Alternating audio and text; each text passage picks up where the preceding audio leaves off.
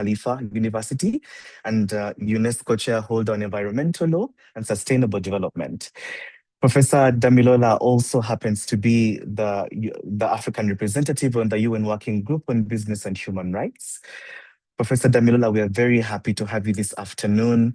We are keen to hear from you in relation to, of course, what do we want to consider as our achievements 15 years in, looking continentally, and also where we may have fallen short, what we'd like to do to hear from different communities, what those perspectives have informed us, and also what, from your viewpoint as our representative on the UN Working Group, really what can we do as priorities on our way forward, and what's best for our actions as we proceed.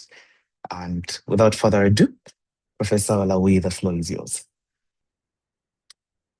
Thank you very much for the very kind introduction. I bring compliments and warm regards from the UN Working Group on Business and Human Rights, and it's my great pleasure to congratulate the African Coalition for Corporate Accountability, YACA, as well as the Center for Human Rights and all the other key stakeholders for bringing us together to reflect upon 15 years of the UNGPs.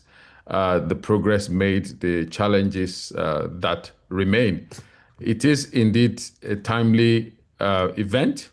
As you know, we are preparing for the 15th Annual Forum on Business and Human Rights, which will be in Geneva in November. And if you have not already bought your ticket, or if you have not already made plans to join us, whether in person or online, I welcome you to please do so. And we are also preparing for the 5th Africa Forum on Business and Human Rights, which is happening in Dakar, Senegal. And we do hope you can join us. I will just briefly share some thoughts I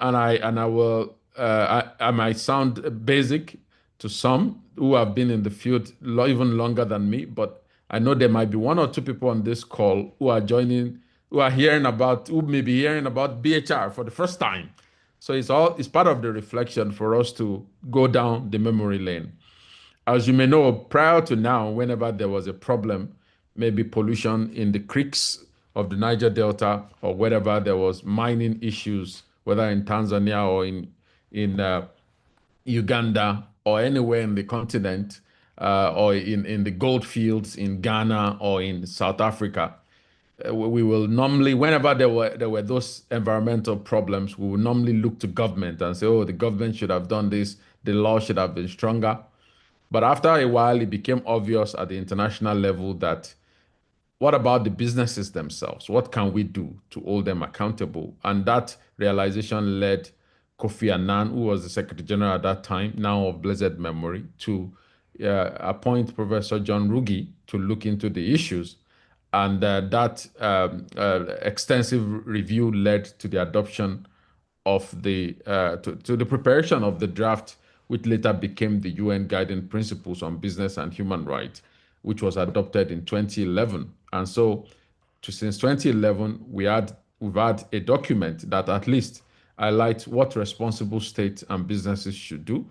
And as Joel earlier mentioned, there are 3 pillars. The pillar 1, of course, the state duty to protect human rights. Then pillar 2 on corporate responsibility to respect human rights across all their operations, and pillar 3 on access to remedy.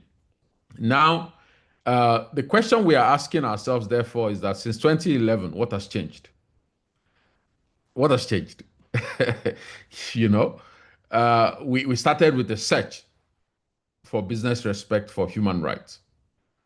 We started with problems relating to environmental pollution, like I mentioned, in minefields, in petroleum sector, in other sectors. We started with adverse impact on workers, maybe exposure to hazardous conditions, use of forced labor, preventing collective bargaining, unfair pay practices, issues relating to even workers being owed for months by state-owned enterprises or by private entities.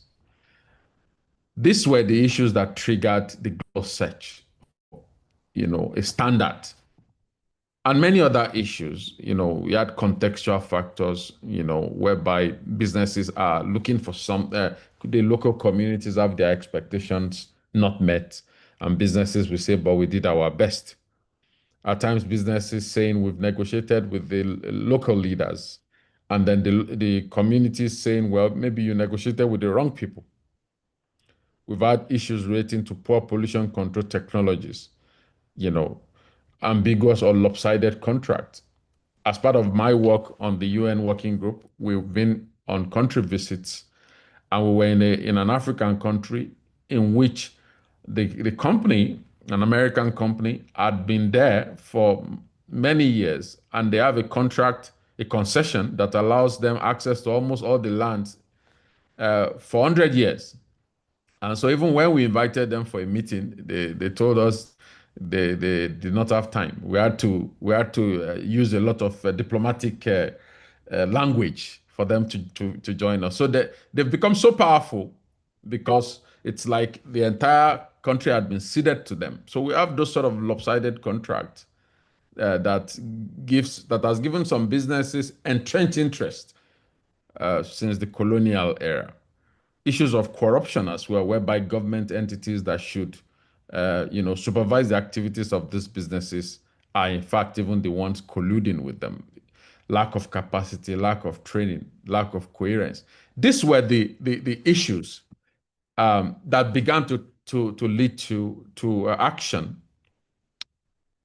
I mentioned the UNGPs in 2011, but that's not the only thing. Even at the African level, you notice that in 2012, there was a resolution on human rights-based approach to natural resources governance, which emphasizes the need for human rights respect in extractive industries, especially. We have the African Union's action plan for implementing the African mining vision, again, which highlights the need to mainstream impact assessment, human rights review, sustainable environmental, social, and health safety strategies in mining operations to ensure that they do not damage local communities and lands. Even Resolution 367 on the Niamey Declaration, ensuring and upholding the African Charter, as this. And recently, the African Commission Resolution on Business and Human Rights, which calls on all African states to finalize the African Union policy framework on business and human rights, and even the prospect of a legally binding instrument on BHR. And many other instruments like the report of the African Union. But you notice that almost all of these instruments on this slide are non-binding. They are soft law instruments, just like the UNGPs. So they reveal growing interest. They reveal growing awareness that businesses could indeed harm local communities. But it is when we want to take it a step further to move to binding commitment that we begin to choke in our speeches. For example, even since way back, since at about the same 2011, the process for the adoption of a legally binding instrument started. There's been negotiation since that time, and it has not led to anything. I've been part of the negotiation, and I can give a completely different speech on why the legally binding instrument has not been realized. But I must tell you that it is not our working group that is responsible for that. I always issue that disclaimer so they don't say it's your working group did not give us a legally binding instrument. There is a separate intergovernmental working group that has been looking at that. But we have been taking part as the working group on business and human rights to provide that civil society, business, and other perspectives to help shape the work of the intergovernmental working group. But like I said, it seems the awareness is rising. I mean, these documents show that everyone is aware that if we do not look into the activities of business, there are many businesses that are irresponsible, and we cannot continue to only look to states. And there are other things that show that awareness. For example, the African Development Bank updated its safeguard system in 2023, and it did mention that all projects funded by the bank must align with the UNGPs. So the UNGPs have sort of achieved their core objectives, which is to raise awareness, to stimulate interest, to categorize our thinking onto three pillars to show that we can indeed mainstream business responsibility into how we think about economic development, into how we think about social progress, and other soft law instruments, of course, that contain such aspirations as well. These soft law instruments, we've seen that they've led to growing action in Africa. We now have Kenya, Uganda, Nigeria, Liberia, Ghana adopting National Action Plan on Business and Human Rights. But that is only 5 countries out of about 54 African countries. So if I'm a professor, as Joel mentioned, if a student scores 5 out of 54, you know what my comment will be. So that shows us the level of progress that we have made. I've had diplomatic meetings with several states, including with the government of South Africa. And I asked the same question: why is there no national action plan on business and human rights? Many countries have their reasons, they have their justifications as to why. But what I know is that having a national action plan on business and human rights perhaps indicate that interest and commitment by states to place this at the fore of the agenda. Some states have said, well, if you think so, why don't we have a legally binding instrument then? Why are you asking us to have a national action plan when you at the international level cannot adopt a binding instrument? And my response has always been this: the UNGPs did not promise to solve all the problems, but it did promise to ensure that no new problems are created. So the UNGPs have done their jobs. It has done its job, rather. The UNGPs has done its job. It has led to the establishment of a working group that goes from one country to another to raise awareness on this issue. It has led to countries adopting national action plans. It has led to some universities even developing specialized courses on business and human rights. We have many universities in Europe and some in Africa now, I believe, including the Center for Human Rights, having specific courses on business and human rights. So in terms of awareness, I think the UNGPs has done its job. It's now left for state to take that awareness and turn it to the next step.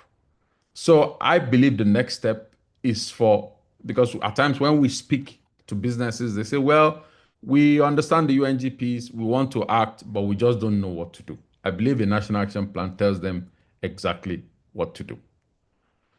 So in terms of a score sheet, using my professorial skills, I would say that, like I mentioned, there's been progress in terms of awareness.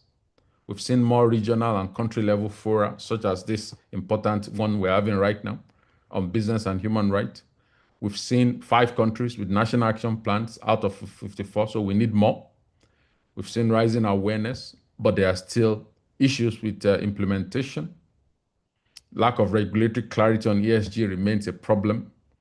Access to remedy remains an issue in many parts of Africa. Long delays in litigation. I've seen, for example, in Nigeria, a pollution case lasting for 25 years, in which even the victim has died and the children are old and about to die, and they have still not received a verdict on the claims they brought to the court. So that is still a problem in many parts of the continent that I have visited. And when we say, okay, why don't we use ADR? Why can't we use ADR to resolve land disputes? Why should ADR only be for commercial disputes? We see some laws that make it impossible to use ADR to resolve right-based problems. And of course, issues of slow pace of integration of BHR in key economic sectors, especially the sectors that governments have interest in. We see that there is a reluctance to introduce BHR language. Weak capacity for BHR implementation remains an issue in many countries.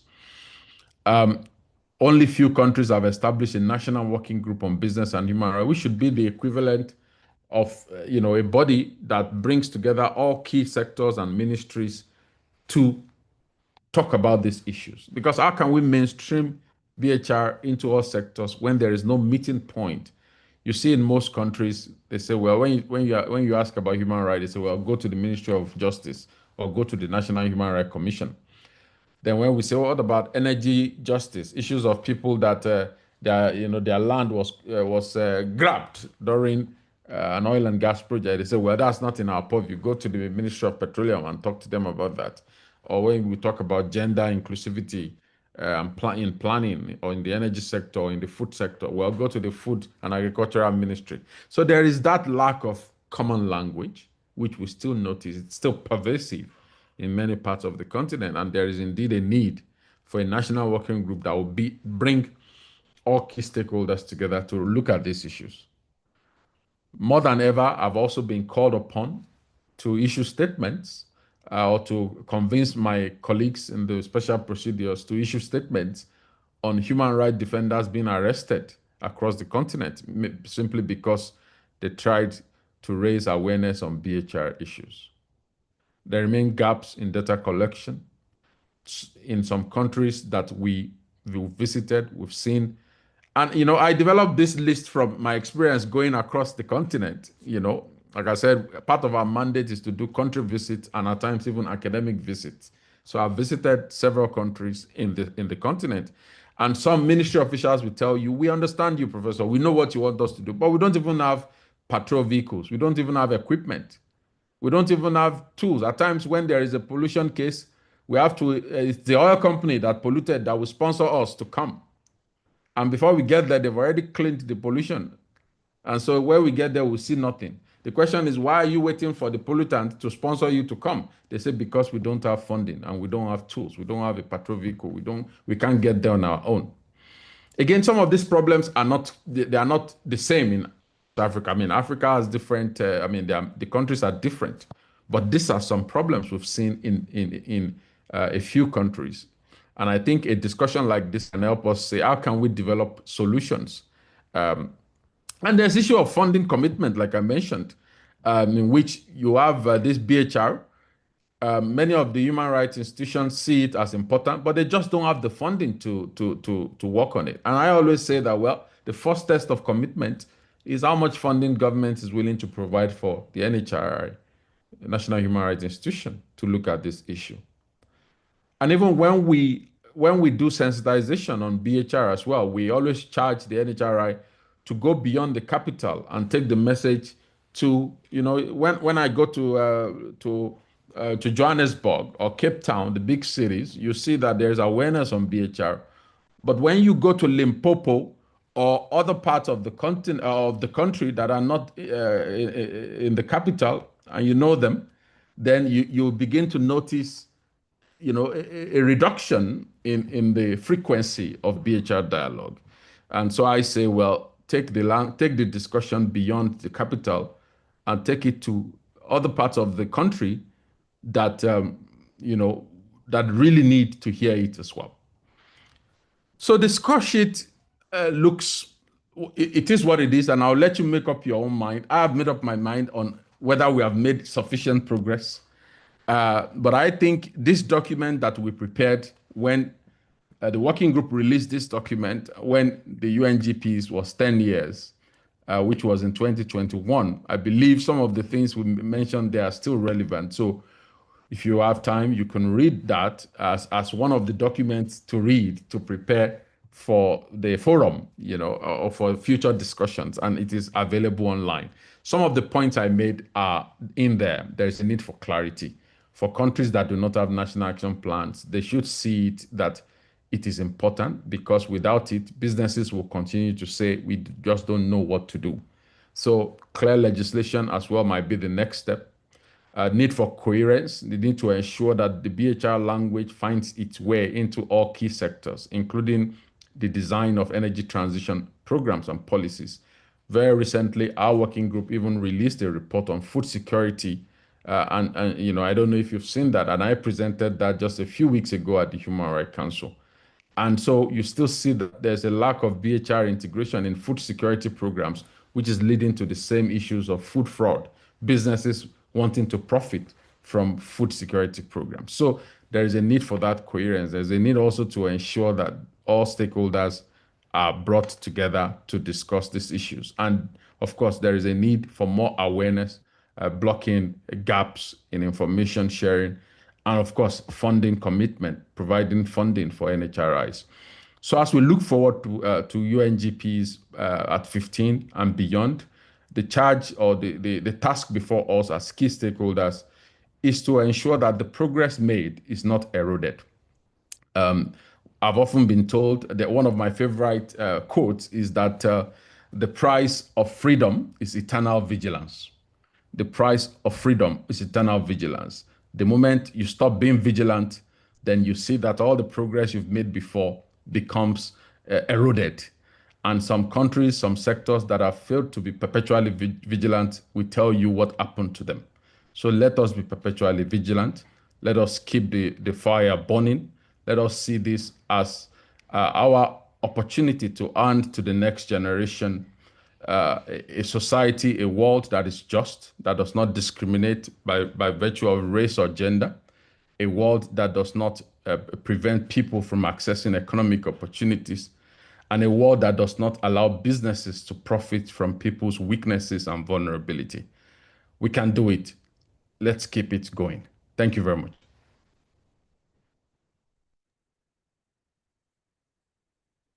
Thank you very, very much, Professor Olawi. I think thank you. You've rounded it all out excellently, and to start off from the quote that you've quoted from renowned African American activist I.W. Wells, I think journalist who really studied a lot of these injustices, did indeed quote that the price of freedom is eternal vigilance, and eternal vigilance in the sense that perhaps you calling on it is a good reminder of how movements learn from each other. For instance, the business and human rights movement really can learn a lot from that, from the gender movement, in terms of knowing that at any time these wins can be eroded. And so you have to always be doing your best to secure the wins as you chart a way forward. I think part of my work, I do remember when I interacted with ACA members for the first time. One of the questions that a participant asked me was, "So when they say you're a business and human rights field officer, what does it mean?" And I do remember having to say that, well, because the field is so vast and there's so many stakeholders. So a lot of the things that you are mentioning are indeed, I find myself in agreement with your progress sheet. Aspects in relation to what governments and their actions, how do they commit and what do they do, and what happens when there's collusion of the government, and then do we realize the goal of the UNGPs? But also being fully aware that what you're also speaking about is also from the structural challenges. Like, for instance, just noting that the working group is very different from the group that's working on the legally binding instrument definitely explains a lot in terms of the questions we are coming with in October and November to say how far with the legally binding treaty, but structural aspects like that determine our progress and how we move forward. And, very, very also, in addition to what you're saying, I think very important to note the importance of private sector and what private sector is doing to not only embrace, however minimal that may be, but also to note where there is resistance, where impunity comes in. And I think you've done a good job of rounding it all out for us. Perhaps before I segue to our next panelists, I'll say this.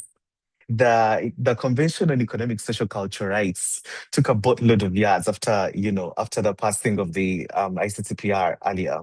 And we know that the conversation happened over a decade from the 50s to the 60s to just get that convention off the ground. And one of the key concerns at the time was the convention was introducing a concept that was different from civil and political rights, and there had to be buy-in. And I like so much to add to what you're saying in terms of business and human rights. The UNGPs have done an excellent job of introducing the concept. But perhaps the question for us is that if it took nearly another 6 years for the General Assembly to endorse the ICESA, and then another 10 years for it to be ratified after 35 countries, it tells us a lot about what progress can be when a concept is introduced internationally, and all the different ways we can approach it. And I think at this particular moment, one of the important things is to say, so this is one of the ways to approach these principles. And different people from across the world and across Africa itself took different angles to utilizing these principles. So I would like to really thank you for that ability to pinpoint those things, because they set us up very well for our next panelists who are, coming in from two countries just as you proceed south of Africa, from Tanzania and Zambia. And part of that is, again, as civil society organizations, what did they do to utilize the UNGPs after they were endorsed in 2011? And also what lessons have they learned, and what opportunities can we see? So an excellent roundup. I do not know if we want to get the percentage of 5 out of 54 African countries. We may we may find ourselves in terrible classes, but we appreciate you for your keynote. Thank you very much, sir. This is the point where I would ask everybody for in a physical room to give you a standing ovation. Thank you.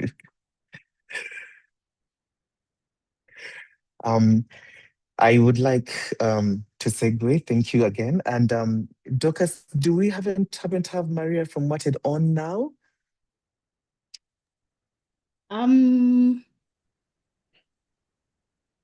I don't think she's here, but we can proceed without her. Okay. Okay. That's very okay. Thank you very much for confirming. So I will then go ahead with our first panelist, who is Mr. Caesar Katebe, the program manager at Zambia Alliance of Women. Very lovely to have you on board, Caesar. Very interesting work that you've been doing with the Zambia Alliance of Women, work in relation to gender equality, environmental sustainability, participatory government. And so for me, what we would like to start with, good sir, is just looking back at the past 15 years, what experiences have you had using the UNGPs in your work to, advance corporate accountability on the continent? I'll start there.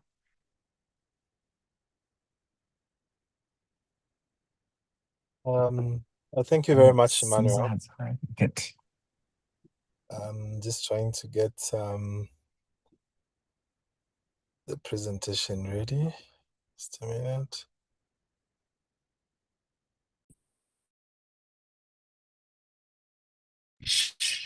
You should be able to share it, I do believe.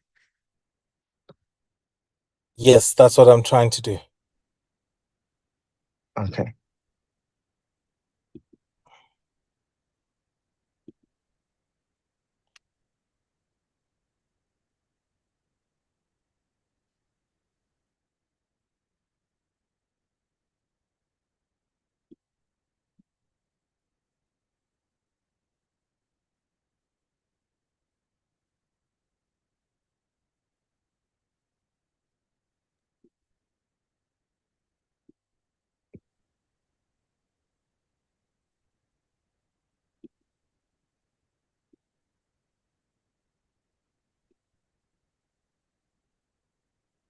Because I think if you could let the colleague from the center help, I think we can move this along quicker.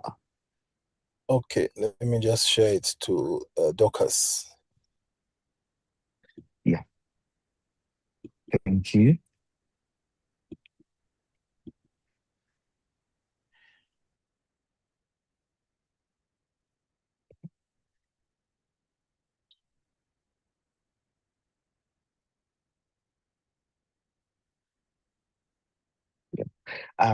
Perhaps as you do that, I'm just checking with our colleagues who are, messaging in through the Q&A. I do believe the agenda was shared. We can definitely upload it again just for you to see, but it was definitely shared earlier than that. And yes, the presentations will be made available after the webinar has been, completed. Thank you.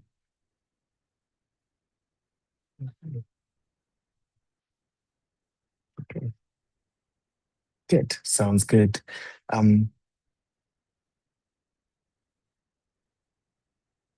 Caesar, are we good to go?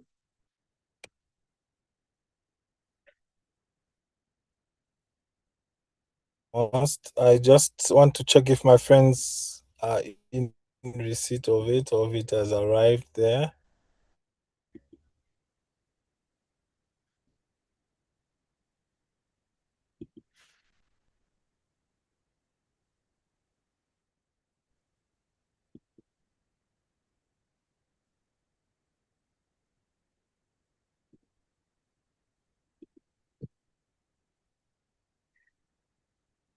I think we can go ahead as they I'm assist having you a challenge. Is It's that saying okay? I can't share whereas other participants are sharing. I don't know why that is the case. No, I think that's okay. So I think, could we go ahead with this and then the colleagues in the center can help you? We can put it up shortly. Okay. Good. Yeah.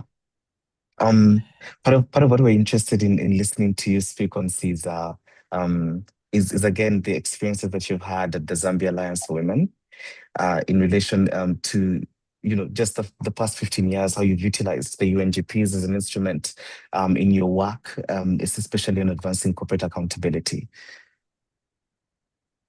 Okay, well noted. I think that's okay. Yeah. So first and foremost, my name is Caesar Katebe. Coming from Zambia Yes. Alliance of Women as a programs manager. Zambia Alliance of Women is a women rights organization that was registered in 1978, and we have been working in this space for quite a long time, over 40 years plus. And Zambia Alliance of Women is anchored on 3 strategic pillars, namely gender and climate action, women's rights, participatory governance, and yeah, those 3. And just to mention that we have a presence in 6 provinces of Zambia where we're working in, and we have been working on one of the pillars around women's rights, which is extractives. And in the Copper Belt and Lufanyama districts, where we've done considerable work around business and human rights, basically reflecting the work we've done on in terms of reflecting 15 years of UNGPS, and that we've had our quite unfair share of very strong experience in the work that we've done over the years. Dorcas, please share that presentation. I've shared it to you just in case I'm still unable to navigate. Yeah, and just to mention that over the years, the organization has realized, or rather done quite a lot of extensive work around business and human rights.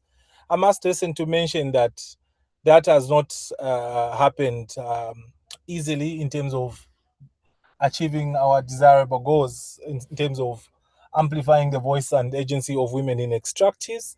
And we have had also our own fair share of human rights violations in terms of intimidation on part of multinationals as well as government. So I'll quickly go to the presentation whilst my colleague is, my colleagues from the Secretariat are able to navigate to share that presentation. And if I see it on the screen, I can be able to come back to it. So what does our 15 years of guiding principles on business and human rights look like? From our perspective as civil society organization, what is the progress? What are some of the gaps and the road to implementation?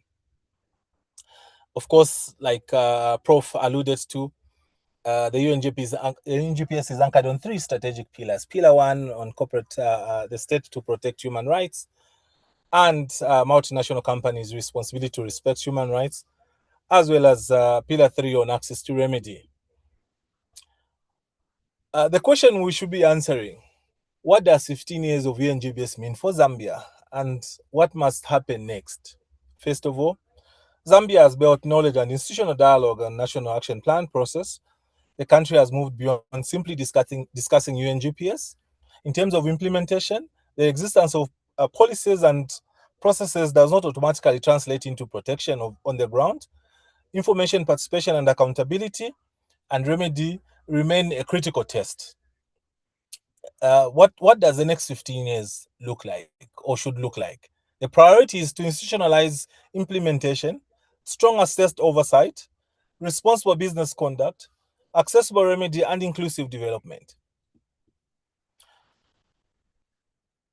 What have the 15 years produced in Zambia?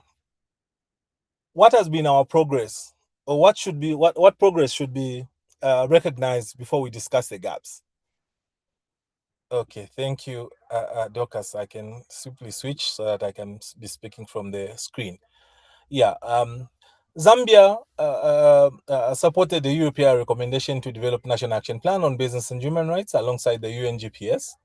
And in 2016, the Human Rights Commission produced a national baseline assessment on the state to protection and have access to remedy. In 2020 and 2021, what we've done over the years is that we've revised the national baseline assessment, which will supplement our corporate responsibility and respect to human rights. In 2023, the National Stakeholder Dialogue brought together government and human rights commission, multi-stakeholder corporations, CSS on UN agencies, and other partners on agreeing on the road to the NAP. And by the way, Zambia Alliance of Women is part of the technical working group developing the National Action Plan on Business and Human Rights in Zambia. And in June 2025, last year, consultations on the NAP began, led by, of course, this technical working group is led by the Minister of Justice and Human Rights Commission deputizes us. And then we have ourselves as civil society organization and the like. In terms of how Zambia looks at the landscape, out of so many countries, 5, like Professor Damilola had alluded to, have adopted the National Action Plan on Business and Human Rights. How far have we come? Zambia, we are at a point of validating. We validated in December, rather, in 2025, and also Malawi looks like that. They are also almost at the same point as ourselves. That is as at 2026. So you can see that out of the 54 countries, which I can gloss over in terms of how things look out in the Africa landscape, that is where we are. In terms of loss to the African continent, in terms of illicit financial flows, environmental degradation, it's standing about 195 US billion dollars. In terms of participation, almost about 4,600 participants on the Forum on Business and Human Rights, and also marks 2026 marks 15 years that we're discussing. Next slide, please. I'll gloss over this since I've already spoken to it. Next slide. In terms of regulatory accountability, technical questions and discretion and public confidence. In the case of Zambia, the question that sits at the intersection of environmental and governance and human rights. Environmental governance depends on credible technical assessment, institutional decision-making, review mechanism and enforcement. One case in point, the Kangalui mine that we worked to oppose, which was setting up of the mine in the national park, in Kafue National Park. And also the setting up of the silos in Cairo Road. Those are some of the decisions that sometimes have led to some of the regulatory failures that we see in the Zambian context. The wider issue that we should be able to review at ministerial authority should exist, that the discussions are transparent, lawful, evidence-based, and accountable. Public confidence depends on communities believing the safeguards will be able to be applied consistently. I'm making a reference to one of our acts which speaks to where technocrats, which is the Zambia Environmental Management Act of 2011, where the technocrats decides and makes a decision that this investment cannot proceed. But because of the project proponents appealing to the minister, which is a lacuna in the law that we've noted, we see the minister approving such a development initiative. Next slide, please. When we look at the framework, how has this worked out?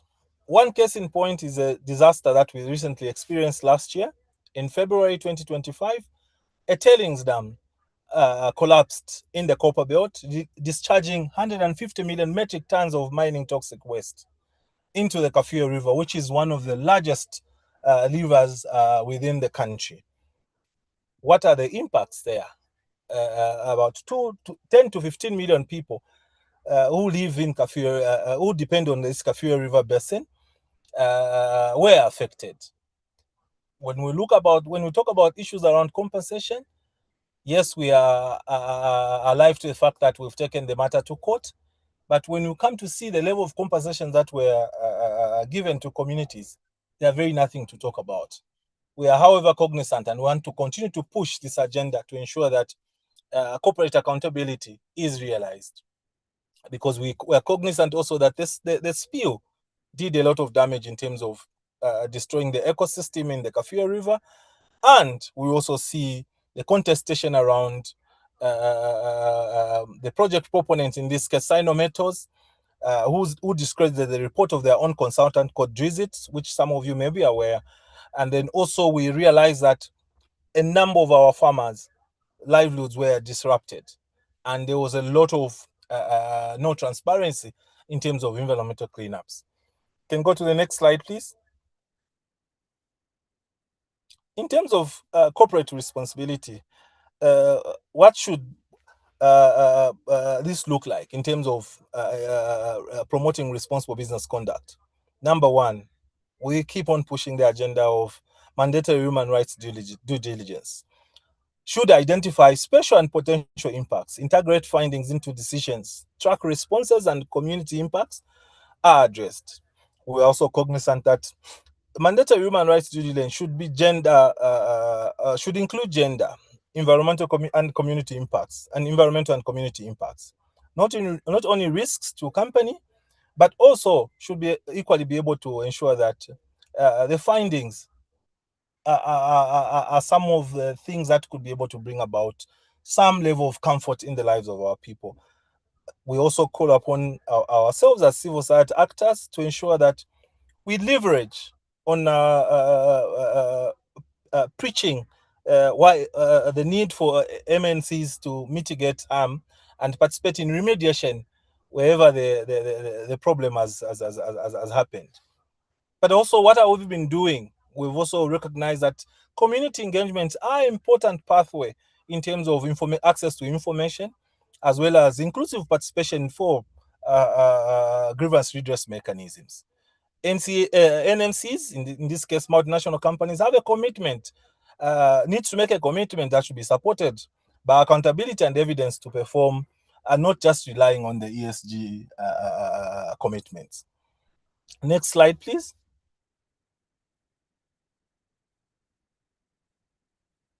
Next slide. Okay. In terms of CSR, what have we seen? The gap between the spending outcomes, between the spending and the outcomes, rather.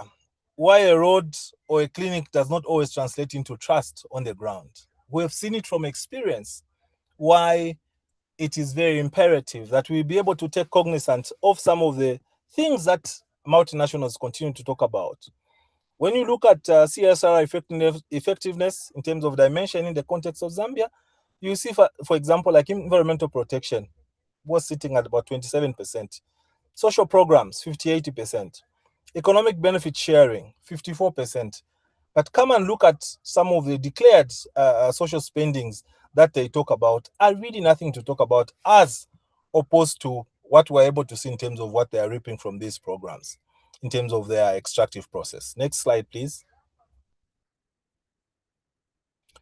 In terms of community participation, what are we saying? From consultations to finance, we keep on saying meaningful participation is a test of both research protection and corporate respect. In terms of,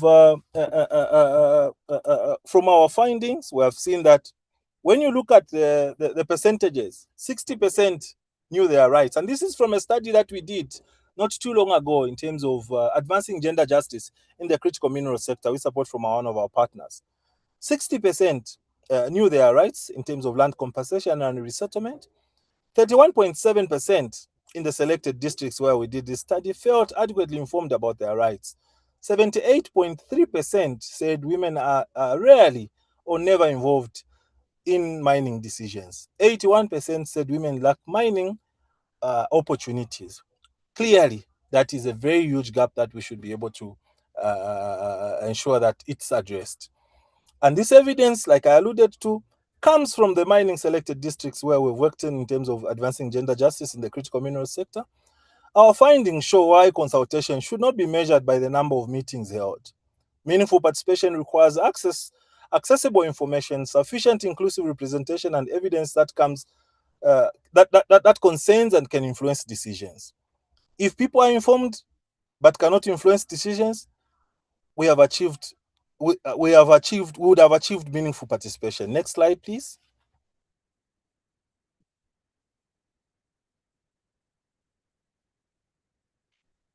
In terms of environment, land, livelihoods, and environmental justice, you realize that from what we have gathered, development should not just transfer disproportionate cost to communities.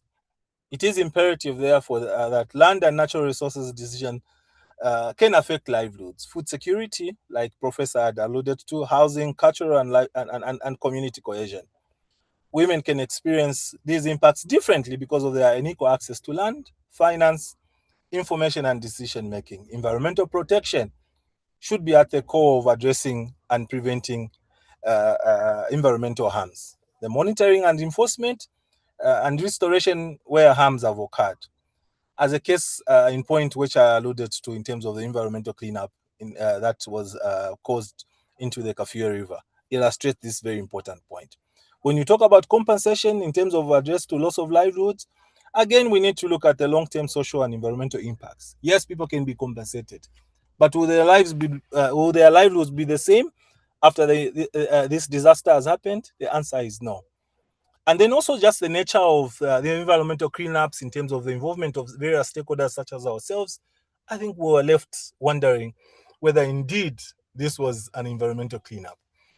We call upon our various stakeholders within the region, ourselves, to be a bit more proactive to ensure environmental justice and ensure that benefits from development initiatives can bring about relief in terms of people's livelihood. Next slide, please.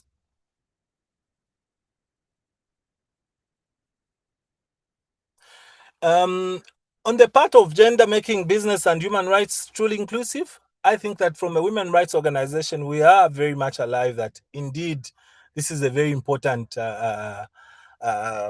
piece that should never be looked at in isolation. Like I alluded to, women face differentiated impacts through land access, livelihoods, and paid care work, safety, finance, and employment decision making. You see that they continue to be marginalized. Our commitment as an organization shows substantial gaps in women's participation and access to opportunities in mining, as evidenced by the previous slides. One major mining in the copper belt, like I've alluded to, in terms of workforce, only about 5%, as in 1976, and only about 9% as of 2018. Already that tells you that women are not involved in terms of just not beneficiation, but also in terms of their labor force. Gender responsive due diligence. We feel that we should identify differentiated risks and ensure women's voice influence mitigation and decision making. A gender responsive approach should be reflected within the NAP that we're developing. And we are glad, as part of the technical working group, I'm glad to report that we did also reach out to other women rights organizations, including child rights, to ensure that their views are incorporated within the NAP that we've developed. Next slide, please.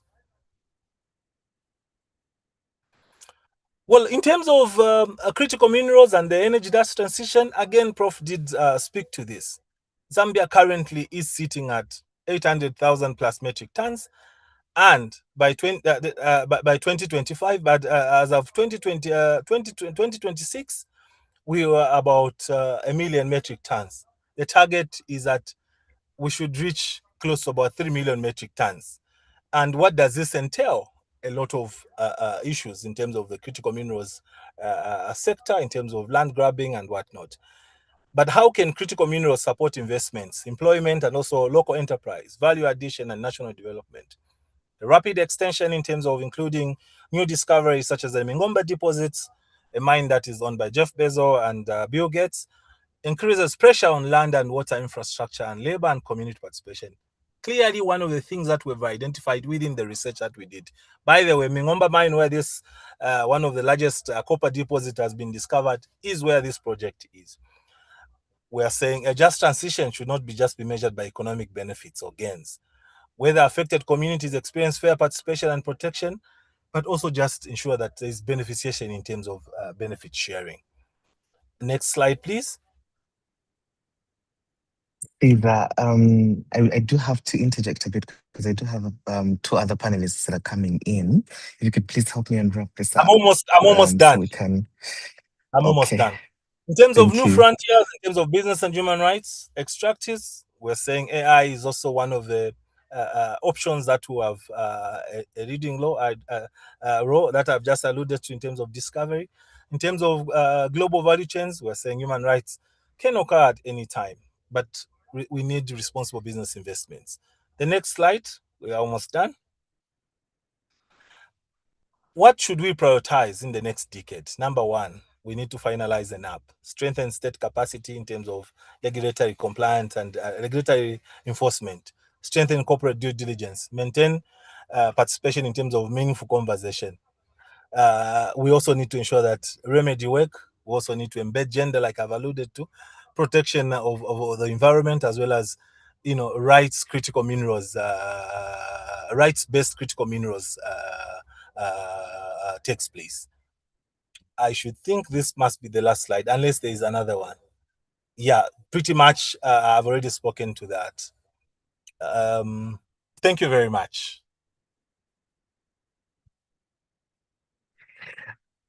Okay, thank you, Caesar.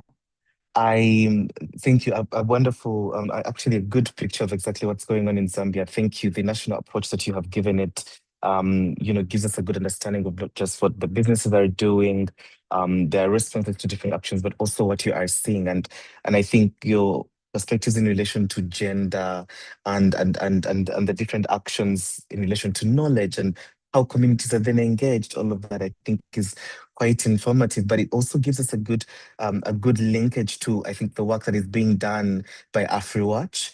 And, Emmanuel, I'd like you to, very quickly also reflect on what that experience has been for you. Before I bring in Lamarana to also share from, what they're seeing in Guinea as well. Yes, Emmanuel. Okay, thank you so much. Yes. My name is Emmanuel Umpula, and I work for African Resource Watch and AfriWatch International, which is based in the US. So I work for both organizations as the executive director. So I'm not going to repeat what has been said because I love the professors are really he gave us more details on what they've done, and I admit that the business, the UNGP, after 15 years, I think we've learned a lot. And I remember in 2011 when they were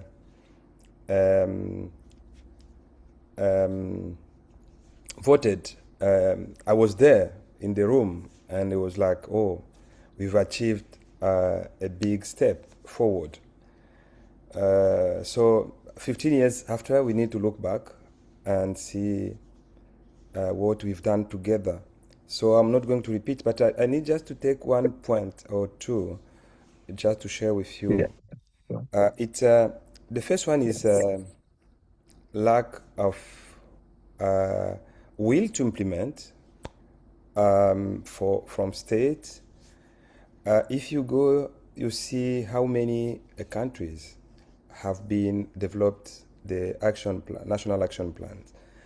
If you go to the website, you will see there is around 58 countries which have been developed those action plans, national action plans. And if you see between them, you will see that most of them are in red. No, are in blue. So you have red, blue, and green. So green, it means country which are implemented. They've developed the action plan and then they've implemented. So in case of Africa, you see that there is Liberia, there's Uganda, and Nigeria. Just 2 countries, 3 countries. And Kenya. But no, I think Kenya is on blue. I think if I'm not wrong. So yeah, let's say even 4. Yeah, even 4, it's still lower if we compare. Africa has like 54 countries. So this is a problem. And if you go above, beyond Africa, you will see even other countries like France. They are not implementing. They are in red. So there's still a problem to see that there is lack of willing to implement the national action plans. The other point I would like to raise is funding. And the professor was talking about funding. And I can come back to that, just showing that funding is a key problem when it comes to African countries. And if you try to see, you will see that even Zambia, Tanzania, Kenya, if you try to see in terms of funding, you will see that even the action plans were developed with the support of a Danish institute. It means, yes, how can we implement the UNGPs when states do not invest their own money, when they rely to someone else? So that's a problem, and that's just development of action plans. It means even if, and that also the reason why those action plans, they are not funded. And that explains also why we still experiencing human rights violations in all sectors. So I'm not just going back, because we know that in African continent example, there is we have an increased number of production of those critical minerals, like such copper, cobalt, zinc, graphite, and all of them. So we have an increase. But at the same time, we can see how the right of human right violation is increased also. So you have like, or let's say degradation of human rights, the environmental protection of human rights. So you see that, and that's another point. The other point I can raise is, of course, my friend from Zambia is talking about beneficiation, which is very good. And the beneficiation, I can see even in Congo, you see that in Congolese mining law, during the 2018 mining code revision, they included human rights provisions in the mining code, which is good. So it's relates to, I think it's coming from the idea, it's coming from the UNGP, because we were there as human rights defenders during the revision. So we pushed to include that, and then it was done, which is very good. But the implementation is a key problem. And this is the same problem everywhere.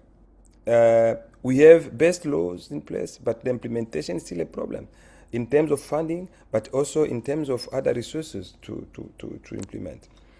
But to go beyond that, yes, beneficiation is key, but I think what we need in I know that, for instance, also in case of Congo, you have those development tools like a fund for local development. You have a book of specification which is run by companies, and you have royalties which is paid to local authorities, and those. But if you go there, you will see that there's still lack of development, even if they are paying that money. So that's question of governance, and that's question of accountability, that lack of, so there's a lot of problem. But even that, this is not big money, because when you talk about social development, it not represent, like, if you take you are a company and you are spending that money, it's not such a big money. It's just a tiny money when you are paying, and then you are happy because you are paying that. It's something. I'm not saying it's zero, but it's something. But the really questions is about the value addition at the local continent. How we make sure Africa is going to benefit from its own minerals. How we make sure those minerals can be managed to bring development in the continent. I'm not saying we need to do that alone. We need others, but we need how we do that. So I can stop there. So we have a long way to go, and yeah, let's come during the Q&A. Flip. Yeah. Thank you. Thank you very much, Emmanuel. For everyone who is joining us for the webinar, in case you have any questions, please feel free to put them in the Q&A, and we'll definitely circle back to them. But of course, very interesting insights, Emmanuel, but that largely lie on state duty to protect what it takes to really fulfill. And with now what we are seeing, I think Leonard has given us a perspective from Zambia. We now know a perspective from the Democratic Republic of Congo. I'd like to ask Lamarana Diallo to also tell us what they're seeing from the perspective of what's happening in Guinea. Lamarana, it's 15 years, and what are your experiences in making the UNGP's work in Guinea? Hello, thank you so much. I would like to speak in French. Donc, merci beaucoup, Joël. Je pense que c'est difficile de parler après tous ces experts qui sont déjà exprimés, mais je voudrais partager un peu mes réflexions ou bien les réflexions du côté de la Guinée par rapport au principe directeur des Nations Unies en termes d'entreprise de droits de l'homme.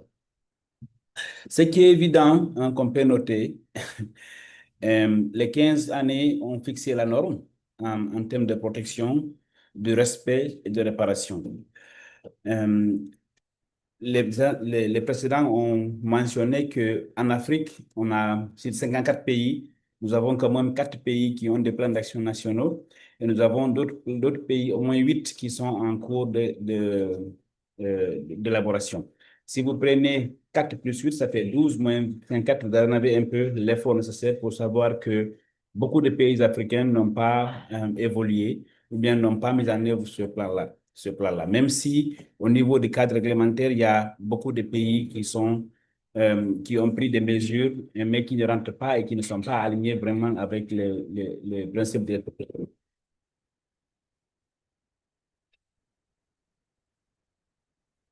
sorry. OK. Donc, je disais que si vous regardez un peu, la norme qui a été établie, c'est de protéger. C'est l'État qui élabore les lois et les règlements qui protègent les communautés ou bien les droits humains. C'est respecter ces entreprises minières qui viennent dans notre pays africain pour les faire respecter. Et si on constate des manquements, il faut réparer. Et qui répare normalement ces entreprises qui doivent réparer. Et malheureusement, pour l'instant, la norme, elle est reconnue au niveau mondial. Beaucoup de pays africains, beaucoup de pays mondiaux tout le monde reconnaît que c'est bon et il faut mettre en œuvre, y compris des pays asiatiques, des pays européens, des pays américains. Si vous prenez les pays européens qui ont développé des dues diligence, si vous prenez l'Allemagne qui a adopté une loi sur la due diligence raisonnable, et l'Union européenne qui a aussi des guides sur la due diligence raisonnable, qui sont des dues diligence qui sont en fait obligatoires et qui sont contraignants. Par contre, les autres, ce n'est pas contraignant et ce n'est pas obligatoire. Donc, ce qui fait que quand les investisseurs viennent dans les pays africains, la disparate est un peu là. Il y a d'autres pays qui ont des obligations contraignantes vis-à-vis de leurs langues et il y a d'autres pays qui ne sont pas contraignants, qui n'ont pas des obligations contraignantes vis-à-vis des droits de l'homme. Donc, l'État qui fixe les règles et le cadre du contrôle des activités économiques, les entreprises qui doivent le respecter et la réparation. Ce qu'il faut mentionner, c'est que le défi reste au niveau des réparations. C'est vrai qu'il y a des lois d'une manière ou d'une autre. Il y a des entreprises qui ont des règlements aussi d'une manière ou d'une autre, qui essayent de respecter les normes, le cadre réglementaire national. Mais quand il s'agit de documentation des impacts et que les impacts sont avérés et qu'il faut réparer, là, nous rencontrons un défi. Donc, quand je prends un peu la Guinée, c'est un pays, comme vous le savez, un pays où actuellement il y a l'exploitation minière à grande échelle. Nous sommes le premier pays producteur de la bauxite. Actuellement, nous abritons le premier projet de mine de fer de l'Afrique de l'Ouest, de l'Afrique en tant que telle, le projet de mine de fer. Mais, et puis l'économie de la Guinée aussi dépend en grande partie de l'exploitation minière. C'est notamment 92% d'exportation. C'est près de beaucoup d'argent encore au niveau de l'État. Donc, l'enjeu, c'est de voir comment est-ce qu'on peut passer de la transparence sectorielle à la réalité effective. Pour l'instant, nous n'avons pas, en tant que Guinée, nous n'avons pas un plan d'action pour la mise en œuvre des principes des Nations Unies. Nous n'avons pas un plan d'action et des initiatives pour mettre en place ce plan d'action n'ont pas encore été prises en compte avec le gouvernement guinéen. La dernière fois que nous avons participé au forum à Addis Abeba, j'ai rencontré des officiels guinéens qui ont dit que oui, c'est nécessaire, mais il faut qu'on commence. Et il se trouve qu'en ce moment, on était en période de coup d'État. La Guinée a démantelé l'institution qui devait abriter qui devait piloter ce processus-là. Et maintenant, nous n'avons pas une institution de droits de l'homme en Guinée ici. C'est le ministère de la Justice qui devait le prendre en charge. Donc, vous savez aussi que nous avons des investisseurs étrangers qui sont différents. Nous avons l'Inde, nous avons la Chine, nous avons les États-Unis, nous avons la France. Donc, c'est tous ces pays, chaque pays vient avec ses pratiques, avec ses domaines de compétences et avec ses investisseurs à part. Donc, à l'absence d'un cadre légal structuré, contraignant au niveau national, les principes directeurs des Nations Unies qui sont volontaires ne s'appliquent pas d'un seul coup. Nous saluons que la Chine vient d'adopter son plan d'action national en 2026, mais ce plan d'action national 2026 n'est pas contraignant. Il parle plutôt des mots comme encourager, promouvoir. Donc, ce n'est pas contraignant, donc on ne peut pas tenir compte des entreprises. Comme actuellement en Guinée, nous avons plus d'entreprises chinoises qui exploitent nos mines, c'est difficile pour nous à l'absence de cadre légal contraignant au niveau national, mais à l'absence aussi de cadre légal contraignant des pays de provenance de ces investisseurs, ça devient un peu plus compliqué. Donc, pour les prochaines années, je pense que nous devons passer des principes volontaires à des lois internes obligatoires et contraignantes et faciliter plus le maillot le plus faible à notre avis, le recours, la décision de recours, parce que le test ultime, c'est une communauté qui travaille affectée par les mines et doit être entendue et doit être réparée si on ne concentre pas. Donc, ce que nous proposons pour les 15 prochaines années, c'est une fenêtre stratégique pour la Guinée qui, dans le cadre de la mise en œuvre du projet Simandou 2040, nous avons un projet de mine de fer, parce que tout le développement du pays est calqué à ce projet-là. Tous les programmes de développement de ce pays est calculé à ce projet-là. Et comme on dit 2040, donc c'est 2025-2040, donc c'est 15 prochaines années, c'est que la Guinée doit élaborer un plan d'action national le plus vite que possible avec l'appui des Nations Unies. Parce que dans tous les pays où on a élaboré les plans d'action, on parlait de 4 pays, c'est le PNUD qui a pris le lead, qui a financé la mise en œuvre de ce plan d'action-là. Et ce plan d'action, il va falloir qu'on les évalue et qu'on regarde dans quelle mesure les Nations Unies aussi peuvent accompagner la Guinée dans le cadre de la mise en œuvre de ce plan d'action national. Donc, nous devons aussi passer à la diligence raisonnable en mettant en œuvre, en évidence que sans la protection, sans le respect, sans le recours, on ne pourra pas y arriver. Et nous avons aussi plutôt accentué la consultation réelle des communautés pour que ces avis et ces préoccupations soient prises en compte et pour faciliter le recours accessible. Parce que là, toutes les entreprises minières qui viennent là, on dit que oui, nous avons des mécanismes de gestion des griefs à l'interne. Mais quelles sont les limites de ces mécanismes-là? Sans que là, nous avons aussi un défaut à ce niveau-là. Et faire en sorte que tous les pays, comme les Nations Unies, quand même, c'est une instance où des accords où tous les pays se retrouvent, où quand on parle de la géopolitique, on ne parle pas de tel acteur, que les normes qui se trouvent là, que ces normes soient un peu plus contraignantes par rapport au pays, parce que à regard, pour faciliter la redevabilité de ces pays-là, il va falloir invoquer des résolutions qui sont adoptées aux Nations Unies, comme les principes directeurs où la Chine, le Japon, les États-Unis, l'Union européenne, tout le monde est d'accord. Donc, pour ne pas dire que oui, en termes de géopolitique, on est en train de favoriser tel à tel, mais il faudrait que, à l'avenir, que ces principes soient à la fois volontaires, oui, mais aussi qu'on essaie de penser un peu à faire en sorte que ce soit un peu plus contraignant et que les pays qui sont engagés depuis 2011 de mettre en œuvre et qui ne sont même pas bougés jusqu'à 15 ans maintenant, qu'on les réveille pour dire que oui, vous aviez pris cet engagement-là, où en sommes-nous?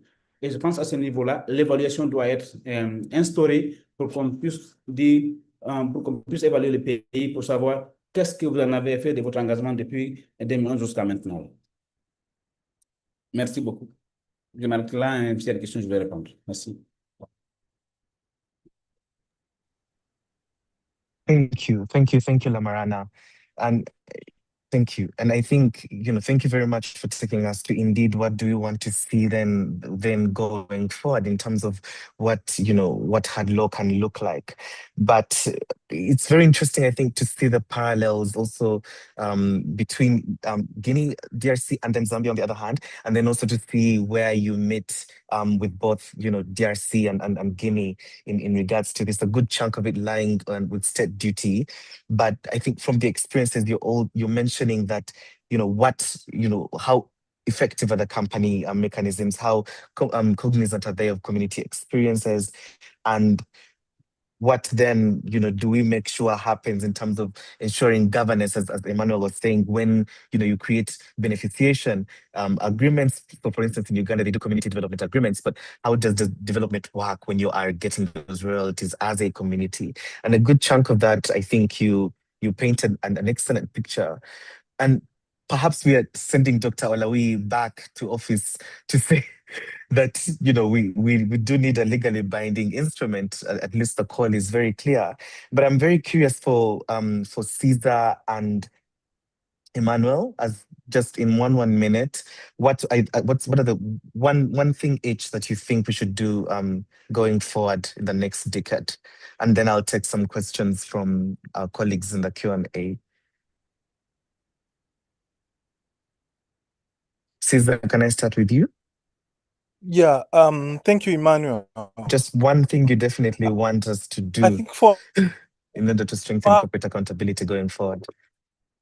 as one fundamental, I'm saying the quick enactment of our NAP to see how we can leverage on that and enforcement. Are you able to hear me? Not. Emmanuel, please go ahead. Emmanuel, are you able to hear me?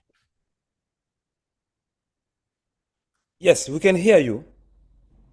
I was saying that yes, Emmanuel, one thing you'd like us to, to do in the next decade, after these lessons that we have seen. Do you mean you as hacker or we as hacker, or we as people existing on the African continent, practicing from either civil society, policy, whatever it may be, but from your vantage point of civil society, what's the one thing you definitely want us to move forward with? I mean, for me, one thing, I think we need to be honest, and to be honest and to know what you are looking for. Because, sometimes we accept like regulations, we accept coming abroad, because maybe we need to have access to fund, because we need to have access to, I don't know, whatever. But I think that doesn't help us. So we need to be sure whatever we are doing, including this one, I mean, we need to do for the benefit of the continent of Africa. That for me, it's key, because everything, look, even including the African Union, is funded by foreigners. So how can we, I think that's why in my presentation I was talking about the willing. Do we need really to change? That one. And if we say yes, it means we need to invest. So we are not going to think about others to invest for us, and then we can get so we can get beneficiation from that. So I think we need to make sure that we understand the need. I think there's a need. We need to protect human rights. Protecting human rights, it means also everything. It means access to development. It's access to protect environment. So it means everything. Yes. So I can stop there. For me, it's a question of willing. Do we need to change? Can I So add? willingness and honesty. Thank you. A good way to ask us in our communities to say, do we really want to accept what we are saying? Cesar, are you able to speak? Or should I go to this question and before we move to the next panel? Cesar? Yes, I was saying, for us, from a Zambian perspective, we want to see how we can quickly ensure the implementation of the National Action Plan and make it coherent to our national laws. I see you're unmuted, but you might be having some trouble. Very sorry about that. Mavuto Banda here in the Q&A is saying, in as much as we understand that governments have the duty to protect and businesses have the responsibility to respect human rights, I find the boundaries between duties and responsibilities obscured. Can you comment on this? And maybe if there are other countries with clear boundaries that others may learn from. And any of you can get at this one, either Emmanuel or Cesar or Lamarana. What are the boundaries between indeed, responsibility to protect and the duty to respect? Are you able to hear me? Duty to protect and responsibility to respect. Emmanuel, are you able to hear me? Yes, I think we can hear you. We can hear you. I can hear you. I don't know the others, but I can hear you. Okay, can hear thank you. Yeah, so for me, I was speaking to the question that you raised earlier, that I think fundamentally important is for us to see how we can quickly have the National Action Plan implemented, and how can we make it more coherent to our national laws. So it calls for us to strengthen our national laws and make sure that companies are held accountable. And this is also answers to a question that the other caller had asked. How do we draw the boundaries between duty to respect and duty to protect? Fundamentally, it requires ourselves as key stakeholders, as actors, to have that watchful eye to ensure that communities are not left on their own. By strengthening the law and ensure compliance by multinationals would really help us protect human rights. Thank you. Yeah. Maybe I can add, I can build on that. I think in two words, it means for me, we need to have a right law in place, and then we need to make sure they are implemented. So for me, two words. Yeah. Have a rights law in place, but also the implementation. Yeah. Yeah. Okay.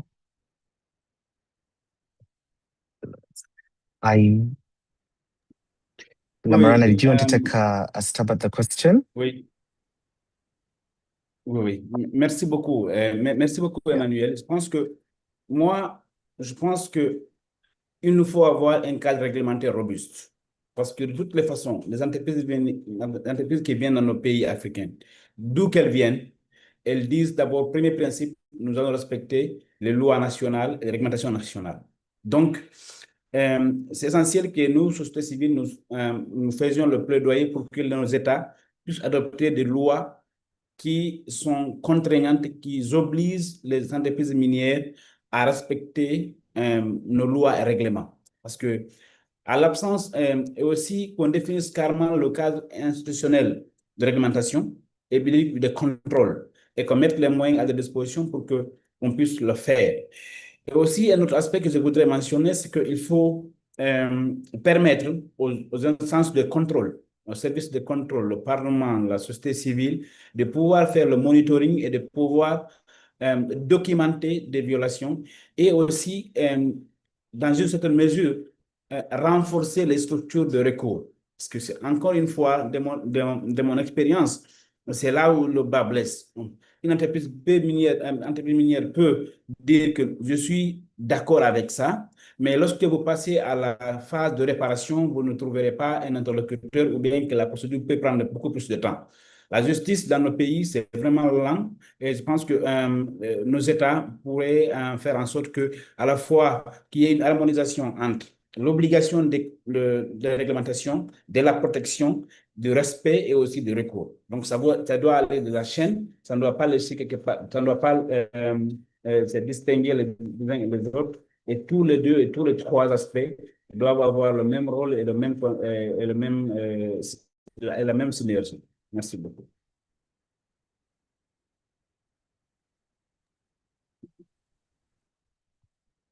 Thank you very much, Lamarana. I had two hands up. Johanna, I don't know if you'd still like to speak or you'd like to type your question. Johanna Kamala.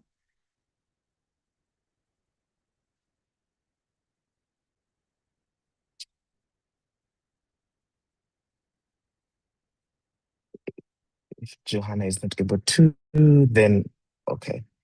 Mavuto, are you able to? Please go ahead.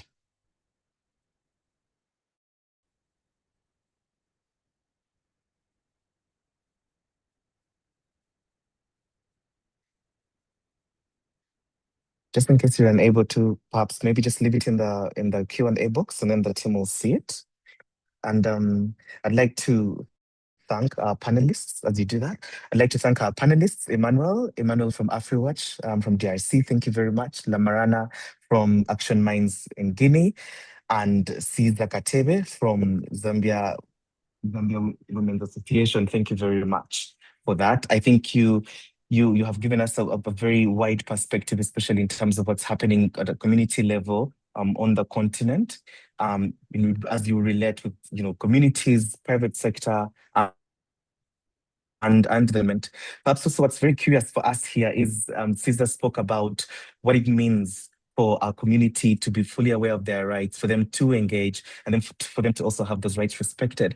And I'm very curious to have our local community leaders present to speak to what some of those experiences have been. Have the UNGPs been of any assistance? This clarification of the relationship between business and human rights, has it done something in moving your advocacy forward or yielding results when you do so? I'd like to start by asking Monica Nchobo from the local community of Eastern Cape in South Africa, and Leonard Mabasa, the director of Buhera Residents Network Trust in Zimbabwe, to go ahead and share with us some perspectives. I'll start with you, Monica. Have the UNGPs made any meaningful difference?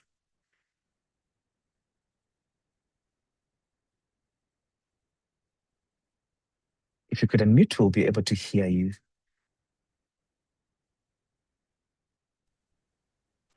Am I audible enough? Hello. Am I audible enough? Hello. Yes, we can hear you. Go ahead, Monica. Okay. Thank you, sir. My name is Monica Nchobo. I'm from Northern Cape in the region called Kuruma. I speak as a mother, as a sangoma, and as a community activist. I work every day on community rights, women rights, and the rights of LGBTQ people in the mining affected area. People look at the mine as we have the wealth under our feet, but the mines brought wealth. It does not brought wealth in our life. Let me answer the first question. The world sees Northern Cape as a place of valuable minerals. We see it at work. Our ancestors are buried there. Our children grow there. Every day, hundreds of large trucks carries mineral away from our district to be sold around the world. Yet many families living 50 meters away from the mine gate do not have reliable water, electricity, or sanitation. Let me give you a practical example. First, the land, the water, and health. Our grazing land is reduced, our roads are destroyed, and heavy mining trucks we have to pay to fix our own cars. Just to the mine, from the truck enters our home. It covers our plants and our grazing land. Children cost, old people cost, houses are cracked from blasting. Airborne disease are at a high level, so our lives are at risk. Water is already very scarce in the Northern Cape. It is a semi-desert, but mine needs Monica, large. allow me to Hello, interrupt you for just a second. I'm not sure where your device is sitting, but it's obscuring the sound as it comes through, and the translation is having some trouble. I don't know if what we can do. Yeah, yeah. if you could just perhaps. Okay. Dorcas, this Is might it actually be the best we can get. Yes, I think if you hold it from there, it might be more audible. okay? Yes, Yeah, water is translation can already confirm. very scarce. Sorry, Please proceed. I'm, I'm saying water is already scarce in the Northern Cape. It is a semi-desert, but the mine has a large amount of water. Community do not know how much water the mines use, and if we try to engage, we become a fraud to the mine. We do not know what this means for our boreholes inside the channel. We ask the water monitoring result, but we do not get it. This information is held by companies that we cannot access water. Jobs and development. Unemployment is very high despite all this money. Young people wake up and see the mining operation, but they cannot find work. They get only short-term contracts like 3 months, 6 months, and they are out again. Small local businesses, especially business owners, struggle to benefit. The thing that the mine always do is on the issue of social labor. The SLP, they came to the village only if they know that the SLP are out of society. They do not access what we sometimes they build a road or donate something, but it does not create sustainable Monica, livelihood. I think internet has given you internet has Monica, if Yes, you are able to hear me, I think the internet I'm has given you some good amount of trouble. I'm very sorry.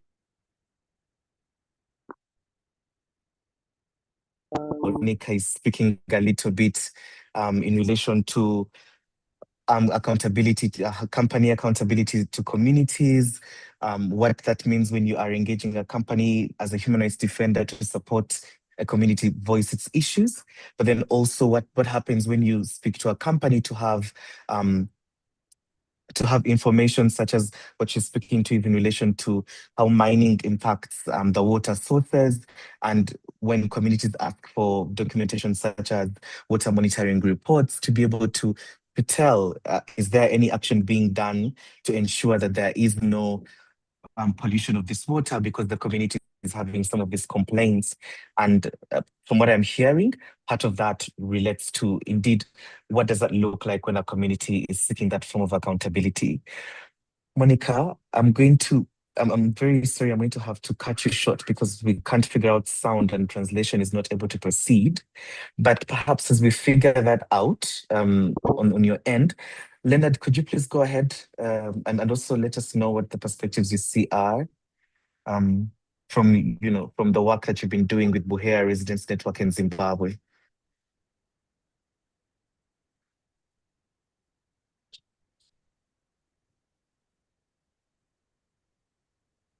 Leonard, you can go ahead.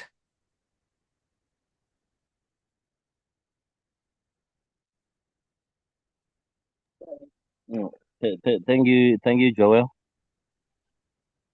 Am I audible? Yes, you're audible. Hello? Yes, you are audible. I'm able to see Monica Mm. at the airport. Oh, Yes, greetings, please. everyone in the room. Okay, so I am Leonard Mabasa from the Republic of Zimbabwe, and I lead Buhera Residents Network Trust. And I'm going to shorten my presentation on mining experiences in Zimbabwe. And from the community I come from, there is lithium that is extracted by the Chinese. We also have the vermiculite. We also have the phosphates and a few deposits of gold. And as a community leader, I'm very happy to be part of this webinar on the United Nations Guiding Principles. So the states have got a duty to protect, and also the victims should have access to remedies. And the business is affecting my community in many ways. There is a sorrow way and also joyful way. The sorrow way is that business, especially mining, has displaced the people 41 families, which is approximately 205 persons who were displaced from their ancestral land, and they have lost their land, they have lost their livelihoods, or they are also experiencing what we call social disarticulation since they are no longer in touch with the community that they used to interact with. They have lost their religious moral fabric. They have lost their cultural rights, and upon their relocation, these people they cannot be compensated with those intangible assets. So we call for restorative justice. We call for distributive justice when these corporates are doing their business. Relocation is one of the most serious effects, negative effects in our community because we don't have a relocation and compensation model at national level. I think this relocation and compensation model, I think Ghana and South Africa, I think they are having a relocation compensation model. Hence, it really affects the future generations because the present generation, those who already have some structures in their communities, are the only ones who are considered for compensation, which means the unborn children, they have already lost their inheritance, they have already lost their identity, and no one is raising these issues. And the few that try to raise those issues, like voices from the ground like us, we face some pushback. We have pushback from the elites, especially the political elites. I think in my case, we had a parliamentary petition, and we appeared before the parliament on 5th July 2026. But after appearing before the Portfolio Committee on Environment, Climate, and Wildlife, our petition was now being labeled as being against the instead of being against corporate impunity. So we find that the state, instead of protecting its citizens, it end up being on the side of the corporates who will be harming the environment, polluting the environment, polluting water, causing some labor violations on workers, doing unethical or sourcing of their critical minerals. And it brings me the question that is this just energy transition just for the marginalized community? Is it just for the elderly person, for the person with disability in Buera, when they are being displaced, when their water sources are being now swallowed by the mining company, they no longer have access to the forest, to the mountains, their grazing pastures are being taken away by the mining company. Is it just for the communities, for the rural communities? And again, to that, we see that when these businesses are being done in rural communities, some laws that are being used, they are outdated. Like the Mines and Minerals Act is of 1961. That was being used by the colonial powers and is still being used by our ruling elites to this day. And it's disempowering by nature that they are using the Communal Lands Act. And the Communal Lands Act, they only give the rural communities lease tenure system that they have got only the right to use the land. So when they are being compensated, they only compensate for the development they made on the land, on those improvements. So these are some of the issues that needs to be relooked in terms of policy reform. There is need for a legislative reform to to amend the act so that it gives powers to the rural people, even the Environmental Management Act. The pollution that is done is very rampant, and for the fines that are imposed of $5,000, they are just a drop in the ocean to these big corporates who are well oiled because they now take those fines as a cost of doing business instead of doing compliance. So there is need for enforcement of environmental laws so that the people can enjoy their rights to a clean environment, a right to yield, a right to water, uh, those rights as enshrined in the Constitution of Zimbabwe, enjoyed by the people of Zimbabwe, not at the expense of profits. I think our clarion call for people first, planet second, and profits, it must prevail in our community agenda in terms of how our resources are being extracted. Because those communities in the resource frontiers, they are facing a huge carnage in terms of human rights violations. They are facing harassment. I think myself, I had to lose it from my community after surveillance was being escalated after doing some public hearings in terms of or the mining injustice that we raised before the parliament. There were a lot of attacks on online and also some surveillance. People were now monitoring my movements, even for my family. So I had to move out of the community. And also we have some commissions like the Zimbabwe Human Rights Commission, the Zimbabwe Gender Commission. Is some avenues that can be used by the community when they are facing some challenges in terms of violations, be it sexual harassment, be it environmental or degradation. But we also have one of our community monitors who was facing some verbal threats from the elected official, the councillor, after speaking before the Zimbabwe Human Rights Commission about some open pits in the community, and those open pits are a danger to the people, to the livestock, and even the wild animals.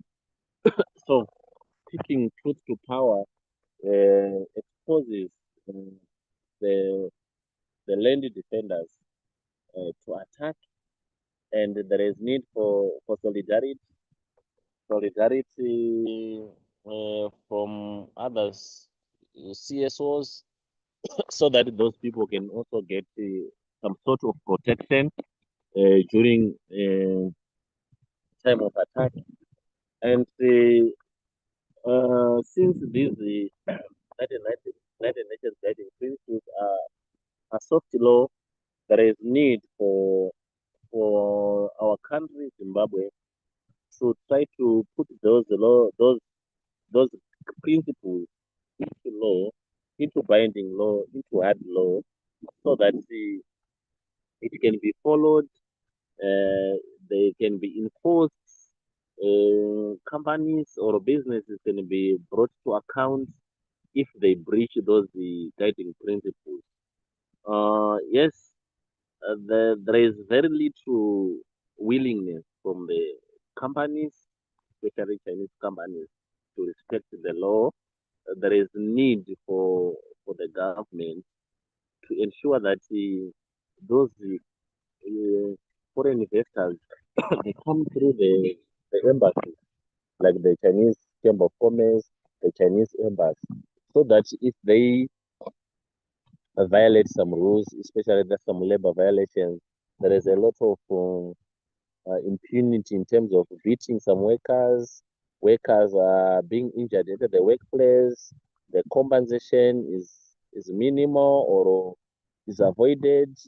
There is need to invoke the Occupational Safety and Health Act, so that workers who got injured, who got permanent disability at the workplace, at least they can get access to remedy. And I think access to remedy is there because in 2025, on October 2025, we used the channel of using the embassy and other diplomatic channels after some relocated families, the 23 relocated families who were relocated from the rural to the urban area, were cheated their housing tents. So that pressure that we cranked up caused the mining company and the local authorities to admit that there was a technical blunder, and the community was compensated their land, which was valued at $20,000. So I think those remedies, they are available, but sometimes they take time. Just like the petition that we did it on 10 December 2025, but it was heard before the parliament on 10 December, and we appeared before the parliament in July, early July, and we're expecting the parliamentary reports end of September. So it takes more than 12 months or so to get remedy. So I think the time that is available for the community to get justice must be shortened so that the harm won't continue to happen. Thank you very much, Joel. I'm very happy to meet comrades that I have met before and also the new comrades I have met today. Thank you for giving me this opportunity. Thank you very much. Thank you very much, Leonard. I'm listening, and perhaps also just to further situate what I'm hearing along with my colleagues who are online is, of course, we are hearing a lot in relation to the state duty to protect, and the amount of work that the state has to do. And we know that from the 3 pillars of business and human rights, the state has such a big chunk with pillar 1, but also in access to remedy. So thank you very much for speaking to, of course, the challenges also in when the avenues and the possible remedies are, can be reached, but how long does it take for those remedies opportunities to be realized or for communities to access them. And I think very interesting contrast that you have here in relation to what we had Caesar from ZO speak about earlier about the mining company, the copper company Sinometal that rejected a report done internally by their own independent consultant, and then also what you have done in Zimbabwe with collective action to actually then get a company to acknowledge that the company has done harm. And I think even in those two contrasting perspectives, you're offering us solutions that collective effort can take us far. And so we really do thank Aka for bringing all of us here today. But because of how much is being spoken to the role of the state and what it's supposed to do, I think it's only imperative that I say, let the panelists who are going to speak on policy come in to actually give us some answers here, and then I will circle back to also get the discussion from the audience. That will also help us to manage the time that's remaining. I hope that is okay. Furaha, there's been a lot that has been said. Furaha Charo, there's been a lot that has been said about the work of the state. But Emmanuel made an observation that is very apt, and perhaps that meets your mandate as a Business and Human Rights and Sustainable Oceans lead at the Network of African National Human Rights Institutions, NANRI, that the 5 national action plans that have been done were done with the support of the Danish Institute for Human Rights. And also, that funding has been spoken about as a big issue. Then, in addition to all of that, there's, is the state willing to do its job of fulfilling, having regulation in place and not being complicit in the harms? There's quite a bit that lands at your feet here. But for the national human rights institutions, we are wondering how these independent bodies in the African countries, have they been able to implement the UNGPs? Have they been able to ease access to remedy and been able to contribute to justice for communities, at least in the last 15 years of the UNGPs? If you could please let us know, and then briefly, and then we shall move to Seraphine to also hear continentally. But go ahead, Charo. You may have to unmute. Yes, thank you. Thank you so much, Joel, for the opportunity, and good afternoon, everyone. Yeah, so my name is Furaha Charo, and I work for NANRI. NANRI is the Network of African National Human Rights Institutions.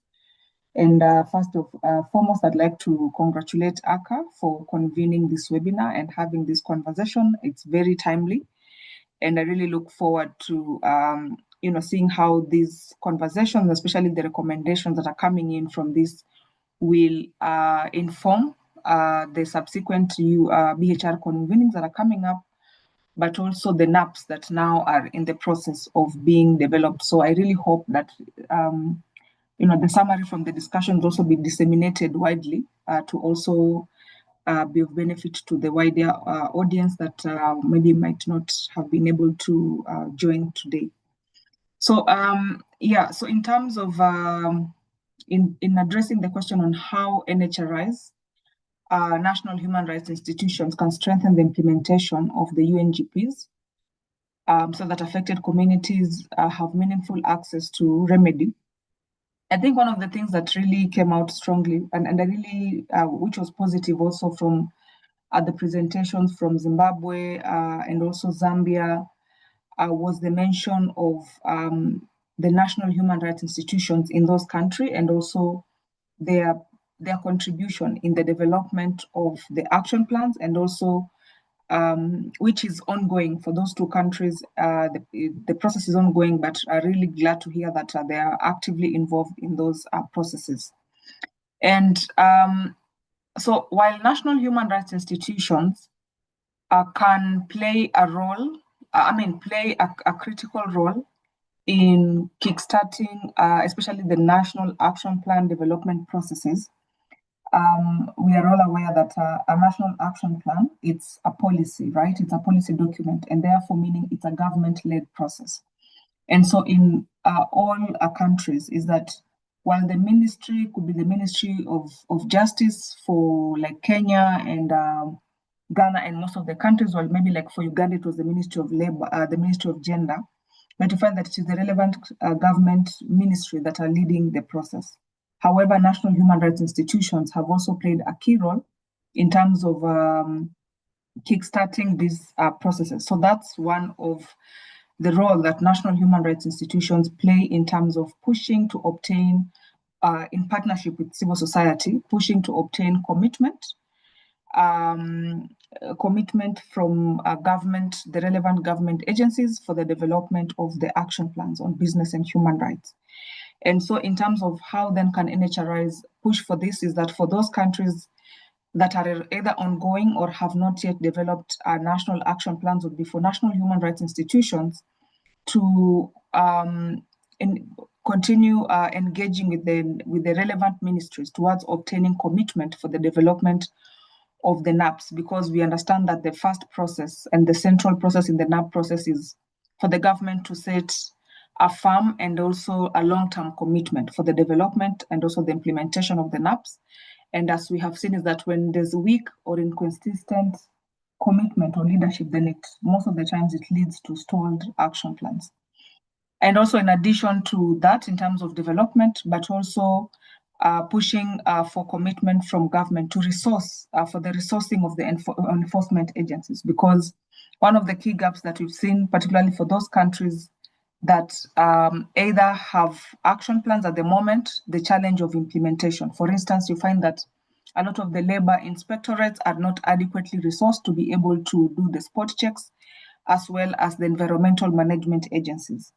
So commitment therefore becomes very key, not only for the development of action plans, but also for the implementations. And I think, as Joel, you mentioned, and also I think Emmanuel, is that at the moment we are seeing the resourcing of the action plan. It's coming from,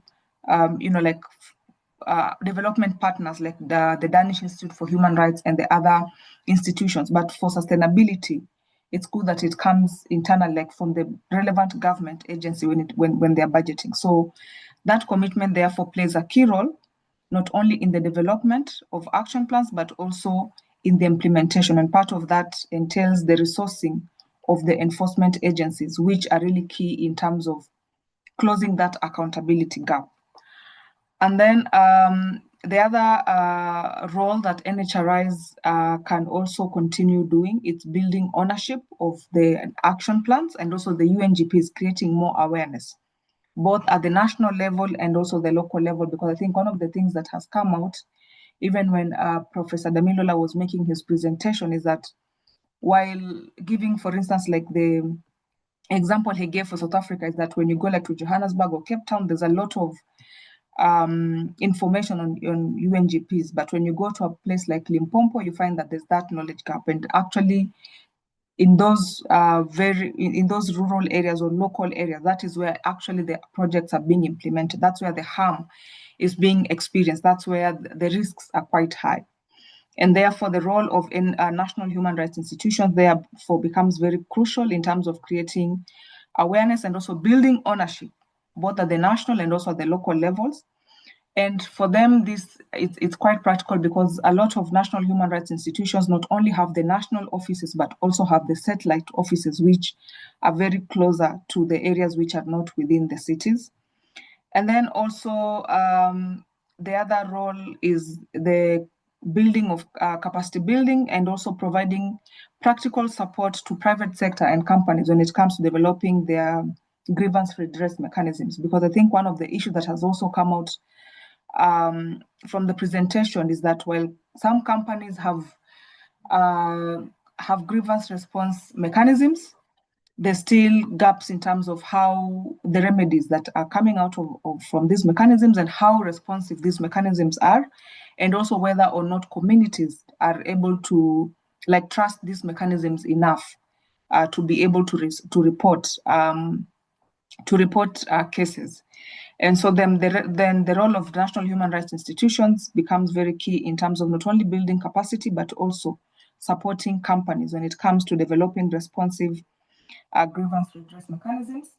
and also deepening engagement with justice actors, that is particularly the judicial actors, because one of the gaps that has also come is that while we have the UN guiding principles and some countries, especially the judiciary, has made reference to it in when making decisions on cases. But I think when national human rights institutions have also, there's an opportunity to deepen these engagements with justice actors so that there's greater awareness on the guiding principles, as even when there's litigation on cases that involve the private sector. So those perspectives are mainly centered around, looking at NHRIs as levers between government, CSOs, and private sector. I'll also speak to the other lens where looking at national human rights institutions as part of the remedy ecosystem, because as we are aware is that national human rights institutions are part of the non-judicial grievance redress mechanism. And so part of that therefore requires them to provide a remedy pathway. And so in terms of how the national human rights institution can strengthen the implementation of the UNGPs will be the development of robust legal aid programs, because at least, with legal aid, then communities and also impacted communities are able to report their cases, and then there's a follow-through in terms of writing, whether it is to the companies and the other, whether it is also the state that's implicated, and also for national human rights institutions to leverage on their monitoring mandate, because national human rights institutions have a mandate to monitor human rights impact from company activities, company operations that may have an impact on the human rights, but also environmental rights of host communities. So that's also a point of leverage. However, maybe just to speak briefly to two challenges that are emerging, particularly in this context, and I think which have also been alluded to by Professor Damilola when he was making his presentation, is that number one, there's the issue of resourcing, and in terms of resourcing of national human rights institutions. Because like just the other day, we were in South Africa for convening, and when we were looking at the budget allocation of the National Human Rights Institution of South Africa, is that you find like almost 80% of its budget is it's covering staff over, salaries and the other overheads, of electricity and all that, but a little budget goes towards them being able, like now, to undertake the activities, to implement, like do monitoring visits, do meetings, capacity building, and all that. And so that's a gap that, for me, looking ahead, if we're talking about empowering or we're talking about implementation of UNGPs, then we need to have states be able to provide resource national human rights institutions adequately. And then the other gap I also see, particularly within this the context that at the moment we are in, is that there's been a lot of attack on the mandate of national human rights institutions. And for instance, with cases in Nigeria, but also in South Africa, we have seen that there have been cases, for instance, in Nigeria, there was a case whereby the court ruled that the National Human Rights Institution could not intervene in matters tied to environmental rights. And you see, this is a direct attack on broad human rights protection, because the right to a healthy environment is itself a human right. The same in South Africa in terms of the enforcement of the recommendations, because when national human rights institutions undertake monitoring, they develop reports. And when they develop reports, they provide recommendations. And so when the recommendations, therefore, are not binding, when there's that enforcement gap, then it means, therefore, there's a remedy gap. So for me, looking ahead, I strongly believe that the protection of the national human rights institutions mandate therefore becomes very critical, because of the role that they play, not only as part of the remedy ecosystem when you talk about implementation of the UNGPs, but also as sort of a bridge or a link between government, CSOs, and also private sector. Thank you, and back to you, Joel. Thank you very much. Thank you very much, Furaha, for giving us a good perspective in relation at least to this independent government body that's supposed to be looking into human rights issues. And definitely, you've also furthered and widened a little bit on the question of funding, and then as to how it relates to the work that government is supposed to do. So it again goes back to government actually making effort to budget for these institutions to fulfill their work, but also to not undercut the mandates of these institutions, as you've said, because with the decision we saw in South Africa earlier this year in relation to what the execution of recommendations by the South African National Human Rights Institution, it tells us a lot about, can this institution fulfill its mandate to be a watchdog of government and also to ensure that people enjoy their rights. But what I'd like us to also do is to also further look outward to it continentally.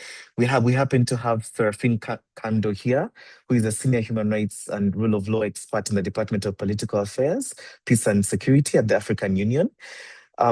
Seraphine, when we move upwards from the national scale and we perceive things from the African continental perspective, what have we been able to see? Questions have been posed by your previous panelists in relation to the UNGPs being in place, but ownership. What does ownership look like continentally?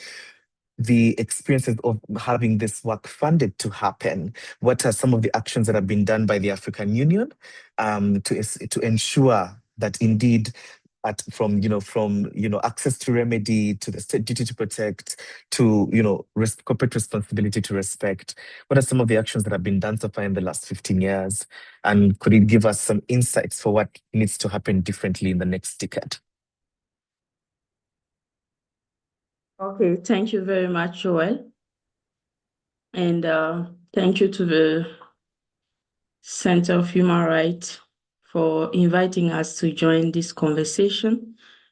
That is very important for us. I want to share my screen.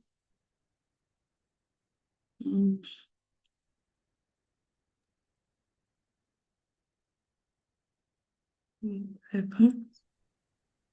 1 minute, please. Okay. You have you work on the document.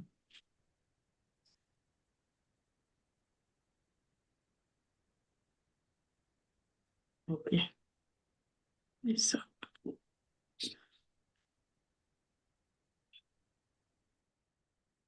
Okay, Yes, so your screen is visible. congratulations to the team of ACA and all the other stakeholders and partners for putting together this webinar.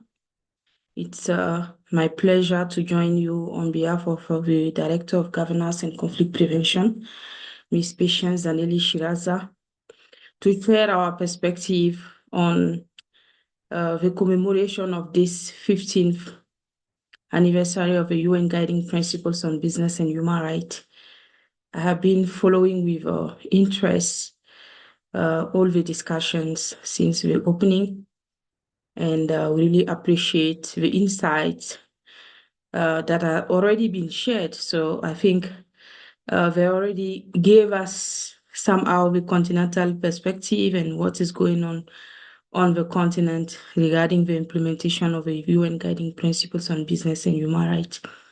So in this regard, I will just share our journey towards the implementation of these guiding principles, and also the work of the African Union around the development of a continental soft law instrument that will guide our member states and stakeholders in implementing business and human rights policies in line with the UN guiding principles in Africa, and share my perspective as requested.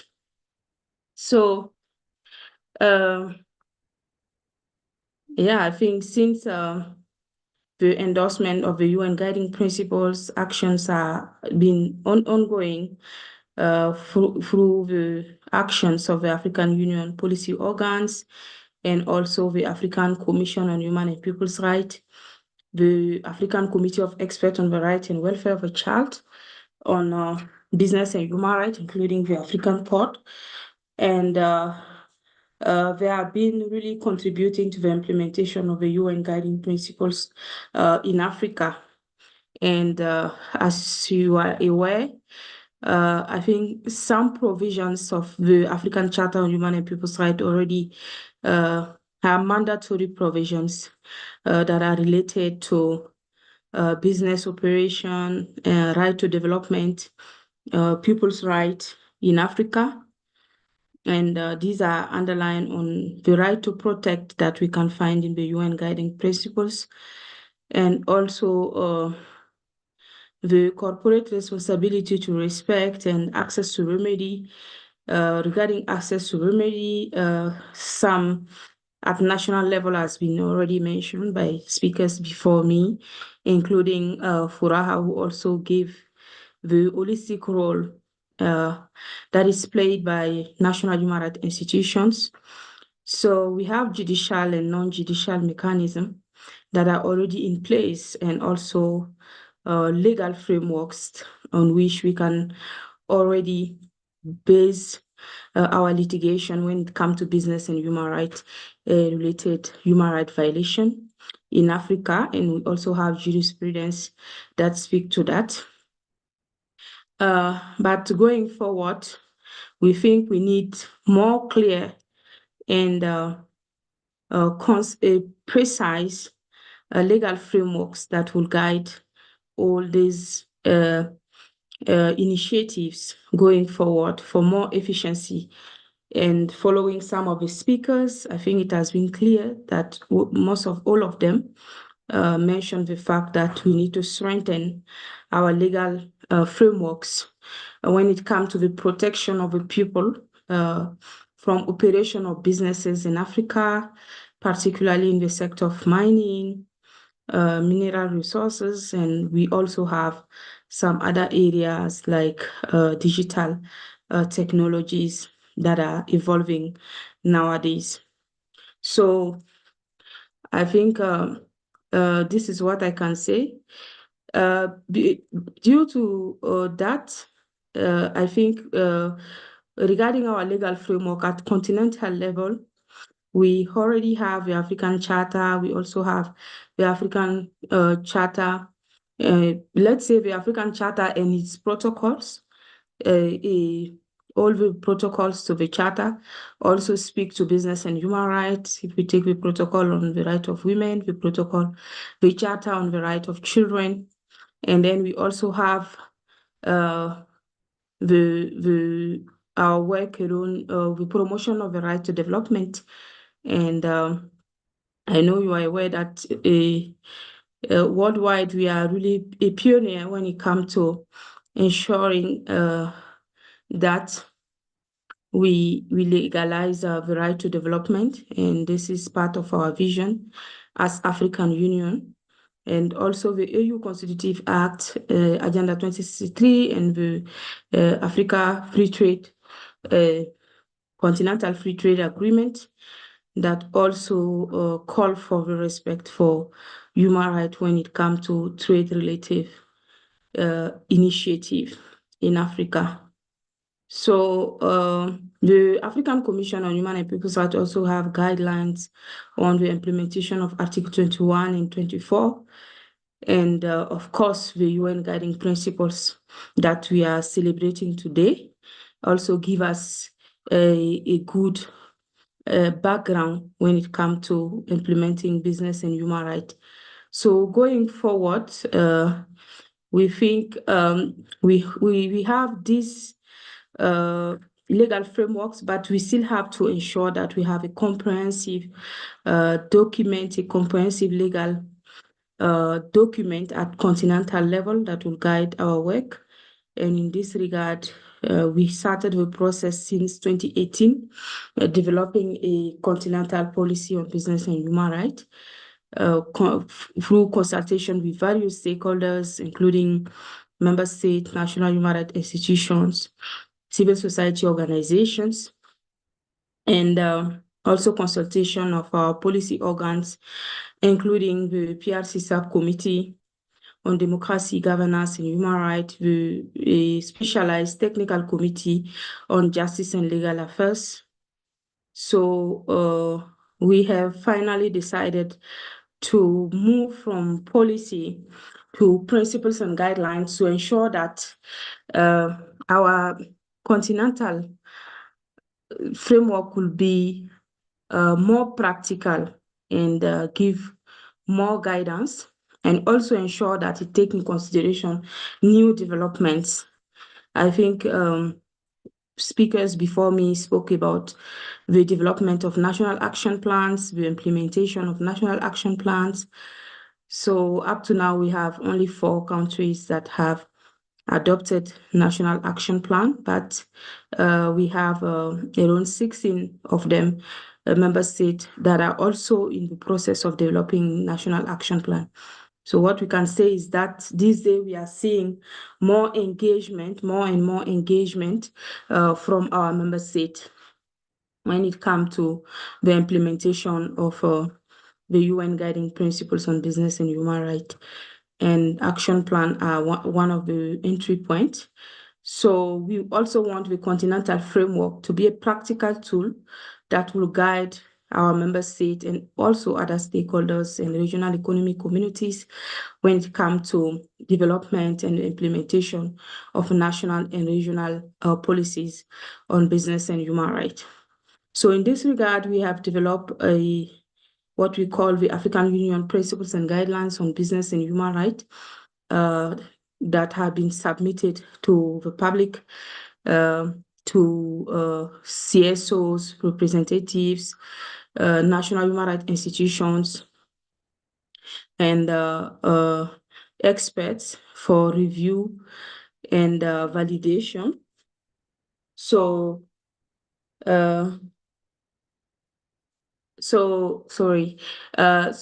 we have been having various consultations, and we also thank the Center for Human Rights for also giving us a platform to consult academia and also business and human rights experts during the regional course that were organized on business and human rights to get feedback and input on the development of these guiding principles and guidelines. So we had in August a technical review of the guidelines, and we are planning to have in September member states review and validation. So one of the process that we decided to undertake is to submit the principles and guidelines to the African Commission on Human and People's Rights just after the member state validation for consideration and adoption. When it will be adopted, it will then be submitted together with a report of the session of the African Commission on Human and People's Rights to the Executive Council of the African Union and the Assembly of Heads of State and Government for endorsement. So this is the process that we decided to undertake. And one thing I can tell you is that the actual draft is very comprehensive and also very practical when it comes to giving insight and also guidance to various stakeholders on how to implement business and human rights in Africa, and also ensure that we have we strengthen our human rights due diligence and also environmental sustainability in Africa, and particularly that we contribute to protect the people of Africa from adverse impact of business operations in Africa. So, yeah, as I mentioned, the content of the guiding principles and guidelines, you can see that we have a clear background, purpose, and objectives, legal and normative frameworks that are very detailed to ensure that when practitioners are using this tool, it should be very comprehensive and informative when it comes to guiding them in implementing business and human rights. You also have guiding principles and also specific guidelines that guide member states on actions that they need to undertake to ensure that they really comply with the implementation of business and human rights policies at national level. And also it have implementation, monitoring, and review sections that give also template for national action plan development and also state reporting template under Article 62. It has been mentioned also this afternoon throughout the discussion, the importance of ensuring accountability and transparency. And this section give us an highlight on how to ensure proper implementation and also monitoring of the action and reporting as well, particularly under Article 62 of the African Charter. All the member states, let's say all state party to the African Charter, have the duty to submit a report every 2 years on measures that they undertook in their country in implementing all various human rights that are stated under the African Charter, and this include business and human rights. So what we want to emphasize is to have a specific template that will contribute to the reporting under Article 62 and a strengthen the reporting mechanism, ensure that we have mandatory reporting that will support the implementation of our business and human rights policies at continental level. So I think this is what I can really highlight regarding what we are doing when it comes to business and human rights operation at continental level. And I think some of the lessons learned have already been mentioned also, is also to ensure ownership and legitimacy. Yeah, so that's why we are really ensuring that we have multi-stakeholder consultations and also member state ownership of the processes to ensure that they are implemented from local to continental level. And also all the stakeholders have to be part of the process, and also the framing have to help us bring on board some member states that are still hesitating and feeling that business and human rights policies may be a way of interfering with national ownership of national policies. So yeah, so this is what I can highlight to you regarding our work, and I really appreciate the opportunity to discuss with all of you here and also to have your feedback, comment, and input going forward. Thank you very much, Joel, for moderating very well this session. I submit. And thank you to Dorcas, Sulasani, and all the organizing team that are here with us. Thank you. I submit. Thank you very much, Seraphine. Before I let you go, in one single answer, will the African Union framework be binding or will it be soft law? It will be a soft law because it's a tool that will be already guiding on the implementation of existing binding instruments, because we already have binding instruments, as you are aware, and all of them are listed inside the draft principles and guidelines, actually. And it's also open to new instrument that may be adopted later on. So it's a guidelines that will guide on the implementation of these existing legal frameworks. Yeah, I know there is also an initiative and advocacy at the level of the African Commission on Human and People's Rights to ensure that we have a binding instrument. So as you know, going to a binding instrument is a process that can also be exhausting, taking time, particularly at continental level, where policy organs have maybe 1 or 2 meetings per year with agenda very full. So, Yes. and even for the policy on business and human rights, the process has been also long. And this has been also the process in the African Union, where you are developing new policy. You have member states that can see it as a threat or can see it as a new legally binding instrument that you are bringing, while it's just a document that will guide them to implement what they already subscribed for. But we are encouraging to have legally binding instrument, and particularly at national level, this has also been mentioned in the principles and guidelines, that it is important to have legally binding frameworks that will guide human rights due diligence in business operations in Africa. And at continental level, the work is also ongoing to ensure that we have, in addition to the guiding principles that we hope will have adopted by next year, we'll have now the advocacy to have a fully legally binding instrument on business and human rights. With your support, because all of us have to advocate for it, we have to sensitize.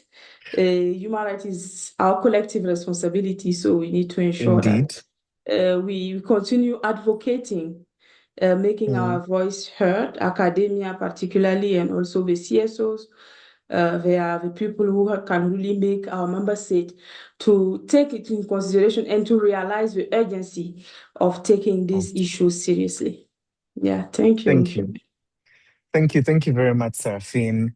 You've given such a politically correct answer, but we applaud specifically. One of the things that we set out to do with the webinar was also to listen to some of the innovative things that have been done throughout this period to be able to, implement the UNGPs, and indeed having an African Union framework that is cognizant of the possibility of incoming laws in the future and how that can apply in relation to those is something that is a very welcome innovation. We shall hold you to it, that we perhaps have the adoption of the guiding principles before the end of year. Good luck to you, but I do not want to hog space. I would like to ask our audience. I know there were a couple of hands up. I can see the hand, Chima's hand is up. Dorcas, if you could unmute Chima, and we can hear Chima's question. I do not know if Johanna Kamara still wants to ask their question as well. If we could just have those two, and then we can proceed. Chima? All right. Thank you so much, Joel and Dorcas, for piloting this. Thank you, ACTA and the Institute for organizing this. It's quite interesting for me that it's already 15 years since the adoption of the UN guiding principle. I recall in 2010, when John Ruggie proposed these principles for adoption, we were among the few groups that were invited. And that was when we were discussing what could possibly be the challenges that the operationalization of the UNGP, when adopted, will have or meet. And from all the discussions, thank you, Professor Prof, for breaking the ice on the discussion, and all the other discussants, for laying the issues as they are, and to the last discussant who has shown this, told us, and Joel, thank you for letting her know that, ours is, once we hear you say you will do it, we'll have to hold you to do it. So I will be waiting for it. But above all that have been said, let us not be so much carried away by the principles and the policies thereat, because, as has rightly been observed, they are all soft laws, in terms of the systems, the AU systems, the ECOWAS systems, and even the UN system itself. These are most of the times voluntary principles. And I know that one of the issues that I raised in 2010, which most African countries are still grappling with, and of course, it is even increasing now, was the issue of access to justice. Because access to remedy without correlating access to justice is no access at all.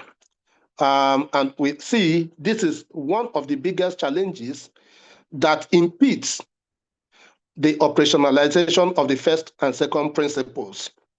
Okay, because access to remedy, when it meets with access to justice, provides respect for the people and provide protection by governments. So now that issue of access to justice has not been tackled by any African government.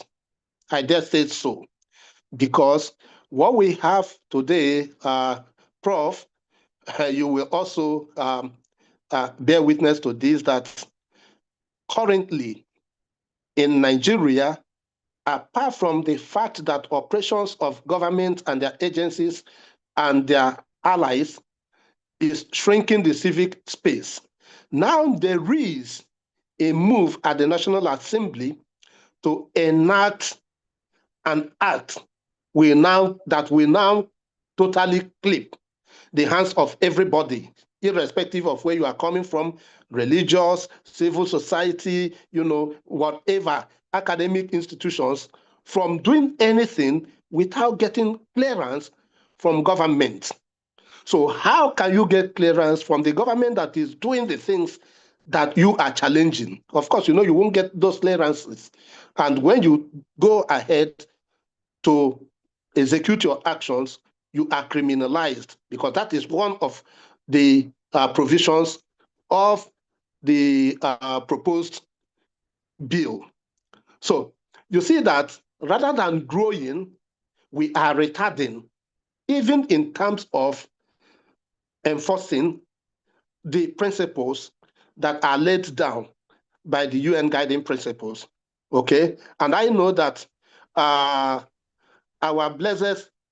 father, Kofi Annan, of blessed memory, will be written in his grave to see what is happening in Africa after he conceived that beautiful idea based on the hues and cries of Africans and other, third world countries where business operators are destroying their lives, the livelihoods, and the rights of the citizens, without government action. And now it's becoming worse and worse every day. The second to the last speaker mentioned one of the challenges of the National Human Rights Commission. Chima, if you could make it a little brief, yeah, so I am concluding. Thank you. I am concluding, Joel. Okay, thank you. So when she mentioned, the inhibition arising from a court pronouncement that the Nigerian National Human Rights Commission does not have any right to do cases supporting enforcement of fundamental rights towards environmental protection. That case is one of my allies, that is involved in the case. So you see that my question now will be to our last speaker, from the AU system, how can we ensure that our governments Do not only continue with rhetorics. Words don't change anything. It is action and works that changes things. How do we match words with action? Thank you very much. Okay, thank you very much, Chima. How do we match, words with action for you, Seraphine? I don't know if Johanna, do you still want to ask your question? And I also see a question here in the group. As Johanna makes up their mind, Maurice Ouma or Diambo is asking, how do the UNGPs interface with the ongoing negotiations for a legally binding UN Treaty on Business and Human Rights? I'll direct this, I think, to you, either Dr. Dorcas or someone on the panel. They can go ahead and answer.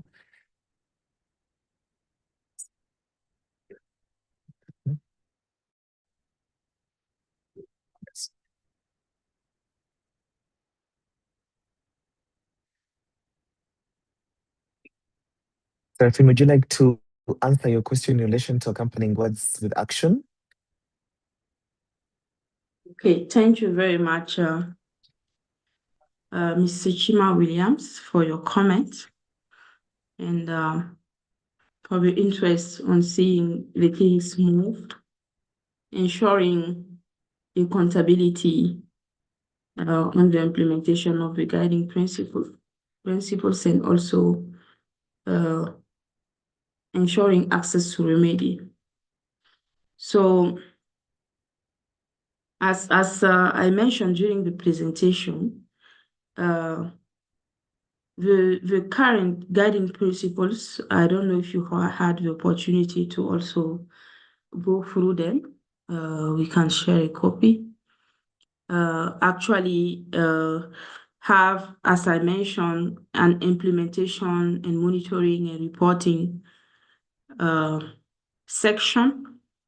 And under that section, we really made sure that it is mandatory for member states to take actions when it comes to business and human rights, and also provide platforms for lesson learned.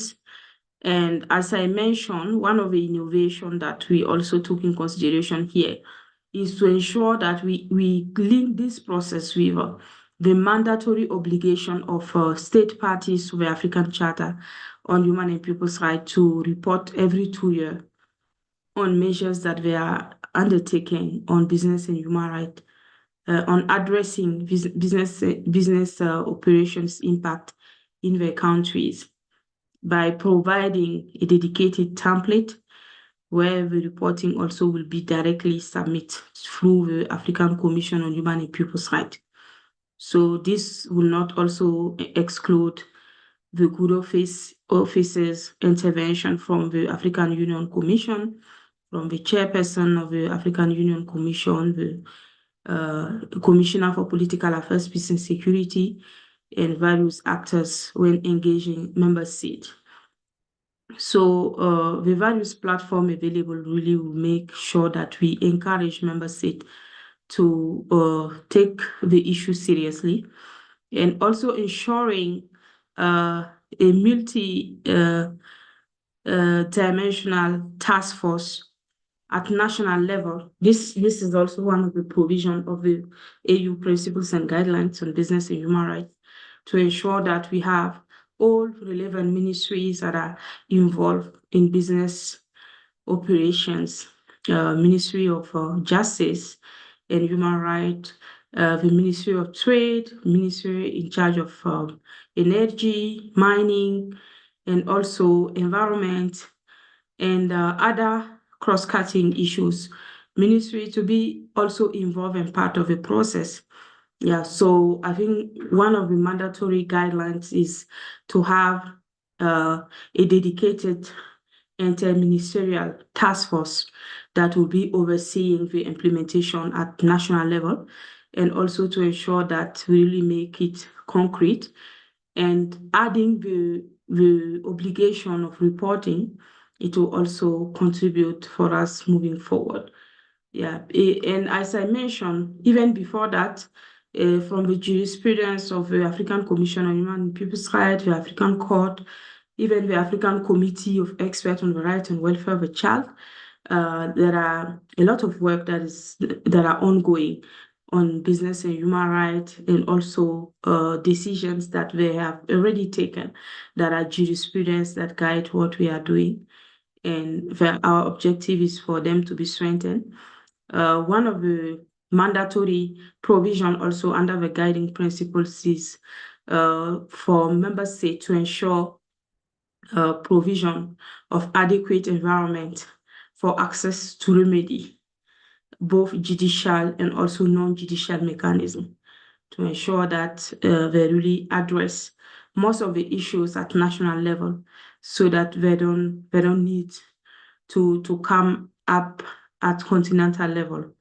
Yeah, so I think this is what I can respond to you, Mr. Williams, regarding what we are doing to ensure that we move from rhetoric to practice.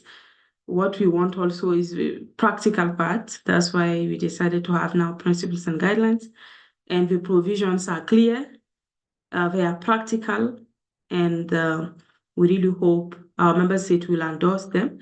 We already have, we already can see the political will.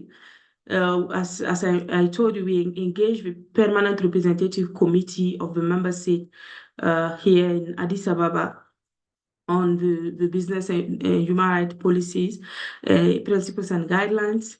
And they are also in support of the process. They are even waiting for us to report back to them on action that we are undertaking, so we can see more and more political will to implement these issues. And we can't say on the margins, because we need to also look at the global governance, what is going on. We have the European Union due diligence laws, and there are also mandatory requirements on African companies when they want to operate in other continents, in Europe.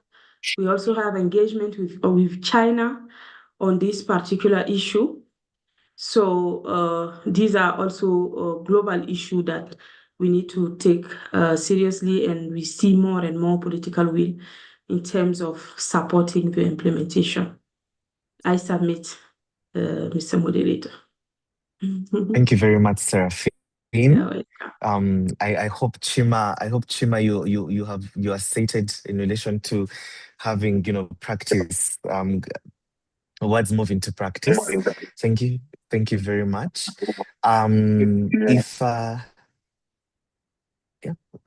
If there are no questions, that we can see Dorcas. Maybe can I allow my panelists to give their, a parting shot in 1 minute, and then we can, I will then wind down the webinar, if that's okay. Okay, thank you. I see a thumbs up.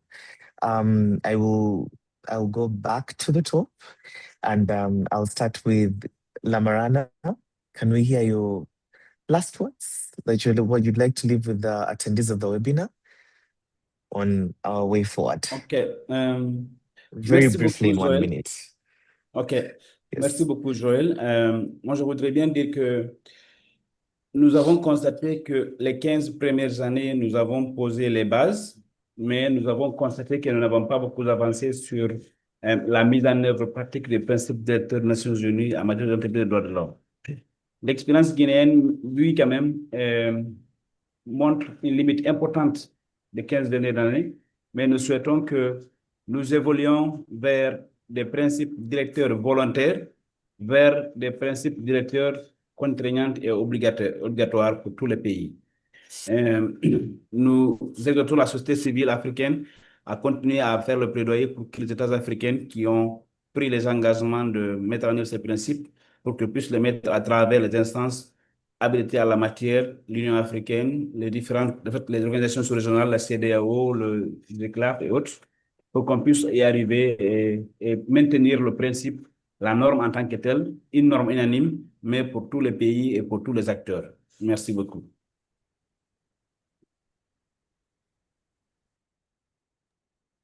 Thank you very much, Lamarana. Indeed, emphasis on moving away from soft to stringent laws. Thank you very much. Caesar?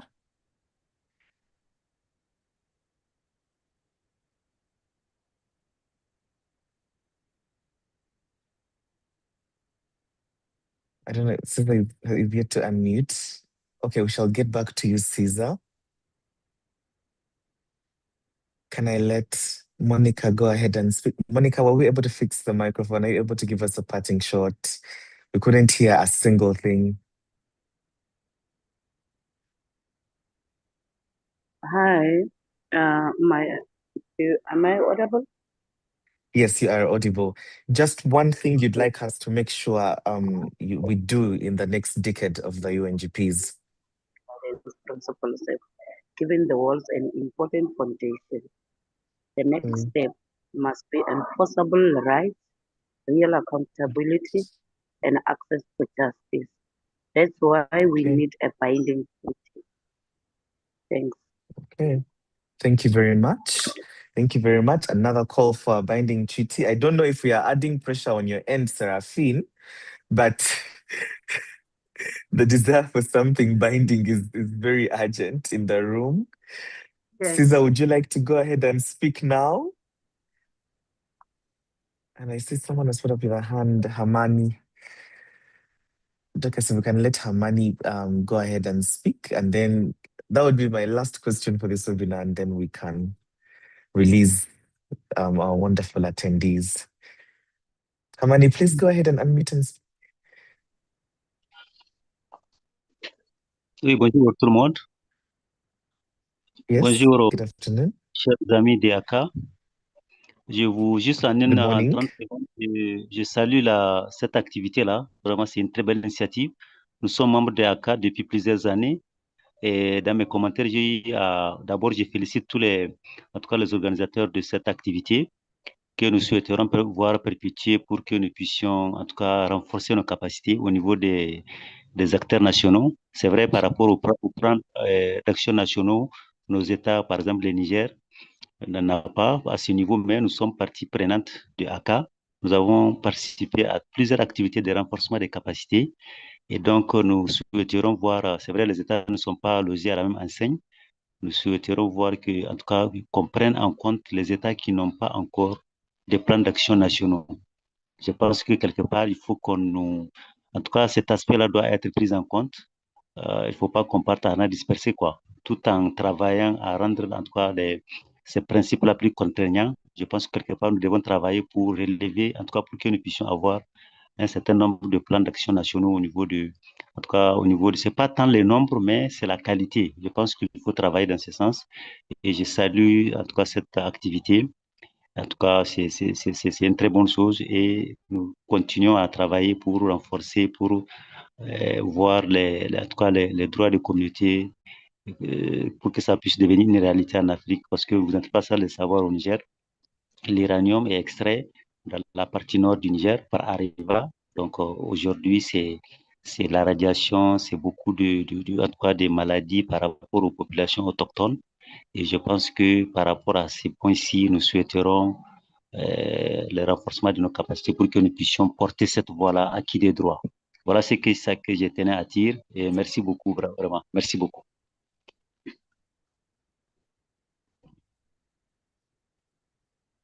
Thank you very much, Hamani. Incredible recommendations there. Indeed, capacity building is something that has been emphasized. That the importance that as we move forward for other countries that are yet to adopt national action plans, how can we continue to support to make sure that they're able to generate those action plans, or at least to take steps towards implementing the UNGPs. And to quote you properly, indeed, it's not about the number of the NAPs, but the quality of the NAPs. I see now hands are coming up again. Someone is trying to deny Seraphine their parting shot. Koisi, I hope I'm pronouncing your name correctly. Please go ahead and speak. And please allow me close it at that. Otherwise, I'm requesting for indulgence of only 5 minutes of your time. Yes, please. Koisi?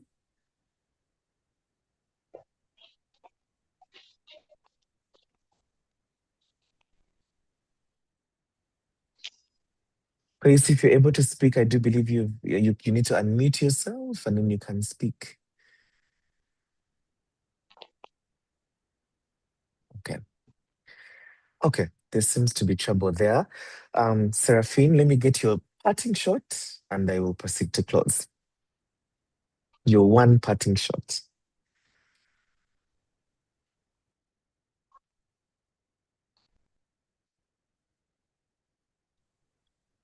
Yes, Mr. Joel. Your parting shot for the attendees and as we close. Just Okay. one thing that you'd like as we move forward in the next decade. Ok. Merci beaucoup. Je vois qu'il y a des participants qui ont intervenu en français. Donc, je pense que la question d'un instrument juridique contraignant a été vraiment soulignée durant les discussions. Et comme je l'avais précédemment mentionné, nous sommes également conscients de cette nécessité. Et pour un premier pas, pour que nous puissions atteindre un instrument juridique contraignant au niveau continental, nous sommes en train de plaider actuellement pour que le projet de ligne directrice soit adopté au niveau continental. Et je vous conseille vraiment d'avoir une copie des lignes directrices. Nous l'avons en français et en anglais. C'est vrai que ça est en train de subir des amendements et des modifications suite aux consultations que nous avons eues. Et nous aurons également une validation des États membres dans le mois de décembre, dans la dernière semaine du mois de septembre plutôt, avant la soumission à la Commission africaine des droits de l'homme et des peuples. Donc, le projet est que cette politique soit d'abord adoptée, que nous l'ayons au niveau continental, parce que c'est vraiment pratique et ça donne des indications claires sur les actions que les États membres et également les autres acteurs comme la société civile, les commissions nationales des droits humains doivent jouer pour répondre aux questions des droits de l'homme et des entreprises sur le continent. Donc, actuellement, nous devons vraiment nous focaliser à avoir cette politique-là adoptée au plus tard en 2027. Et parallèlement, il y a déjà un processus qui a été enclenché. La Commission nationale des droits de l'homme et des peuples de Banjul a organisé en mai passé un séminaire sur les droits de l'homme et les entreprises et les industries extractives surtout. Et je pense que l'une des recommandations a été également le développement d'un instrument contraignant. Donc, nous sommes en train de travailler sur ça. Mais en attendant que nous atteignions un instrument contraignant, parce que la procédure, elle est très longue, comme vous le savez, il faut d'abord développer le projet et que ce projet soit endossé par les États membres, validé par tous nos organes politiques, comme vous le savez, et nos sous-comités qui sont en charge des questions de commerce, des ressources minérales, également des droits de l'homme et de la gouvernance. Et après cela, nous avons également des comités techniques spécialisés qui se réunissent au niveau ministériel, qui doivent également approuver ce document avant qu'il ne puisse aller au comité des représentants permanents, puis ensuite au niveau du conseil exécutif, puis à l'Assemblée pour être adopté. Et le processus, il est très long. Et après l'adoption, il nous faut au minimum 15 États signataires qui soumettent leurs instruments de ratification pour que l'instrument puisse rentrer en vigueur. Donc, en attendant que ce processus-là soit complété, à mon avis, il est très important que nous ayons un instrument déjà au niveau continental. C'est un instrument de loi souple, comme nous l'appelons. Mais l'objectif ici est de donner les directives aux États membres sur comment mettre en œuvre les instruments juridiques contraignants qui existent déjà sur la question. Parce que nous avons fait un répertoire de tous ces instruments-là qui existent actuellement dans le projet de principe de ligne et ligne directrice. Et également, ce projet concerne les instruments qui ne sont pas encore adoptés, qui vont rentrer en vigueur dans le futur. Et voilà, donc c'est pour vraiment leur donner les outils nécessaires pour faciliter leur travail, et également faciliter la mise en œuvre de ces questions-là au niveau national et régional. Et également s'assurer que les États soumettent régulièrement des rapports à la Commission africaine des droits de l'homme et des peuples sur les actions qui ont été entreprises sur les questions de droits de l'homme et entreprises, en intégrant cette section dans le rapport des États membres sous l'article 62 de la Charte africaine des droits de l'homme et des peuples. Donc, pour conclure, je pense que c'est ce que je peux vous laisser comme mot de revoir. Et j'espère que nous serons en contact avec vous tous voilà, pour les processus à venir. Merci beaucoup. Merci Joël. Merci Dr. Dorcas et toute l'équipe de ACA et aussi de l'Université de Pretoria pour cette organisation. Merci. Merci beaucoup. Est-ce que je peux parler maintenant, s'il vous plaît? Thank you. Oui. Oui. Je Kwesi, are peux you parler? speaking? Yes, Oui. please go ahead and speak. OK. Yeah. Merci beaucoup. Moi, c'est Victor Kwasi depuis Togo. C'est vrai que je ne suis pas dans ACA, mais je suis toutes les activités de ACA. Et avec mon association NADAF, Nouvelle Alternative pour un développement durable, nous travaillons sur les entreprises et les droits humains. Actuellement, nous avons aussi un projet qui a été financé par l'Union européenne. Le projet s'intitule Les entreprises s'engagent pour la protection des droits des femmes et des filles. Donc, en s'inscrivant à cette conférence, je tiens vivement à saluer les organisateurs parce que j'ai vu la qualité des débats, des échanges qui sont présentés ici, et surtout le docteur, le professeur et les autres panélistes. Je pense que c'est vraiment louable et je souhaiterais qu'effectivement on perpétue ces genres de choses pour que les entreprises et les droits humains soient une réalité dans ce monde. Parce que vous n'êtes pas sans savoir qu'au Togo, nous sommes confrontés à ce genre de difficultés et actuellement, nous avons effectivement, comme Zambie nous a dépassé, mais actuellement au Togo, il y a le PNUD qui a confié ce plan d'action national à un expert, à la Commission nationale des droits humains pour l'élaboration. Donc, comme Dorcas, je ne sais pas là tout à l'heure, si effectivement on peut nous mettre à disposition cette copie de la ligne directrice pour voir comment rendre effectivement les instruments qui doivent être contraignants dans ce cadre, ça nous serait vraiment intéressant parce que c'est vrai, les multinationales et autres nous narguent seulement pour les autochtones sont là avec des difficultés, des maladies. Donc, nous souhaiterons vraiment que ça soit une réalité aussi dans notre pays. Donc, je tiens, comme il n'y a pas assez de temps, je tiens vivement à vous saluer et à vous féliciter pour l'organisation de cette activité. Je souhaite vivement que ça prenne forme au fil des temps et que tout le monde soit même degré d'information.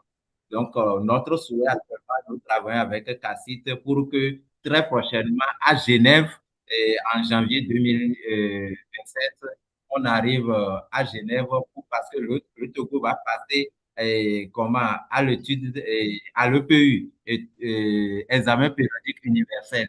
Donc, nous avons déjà élaboré le rapport alternatif pour la société civile, spécifiquement le cas des droits humains. Donc, je souhaiterais avoir encore plus d'éléments. Peut-être en janvier, on va voir comment on peut travailler là-dessus. Donc, je vous remercie vivement.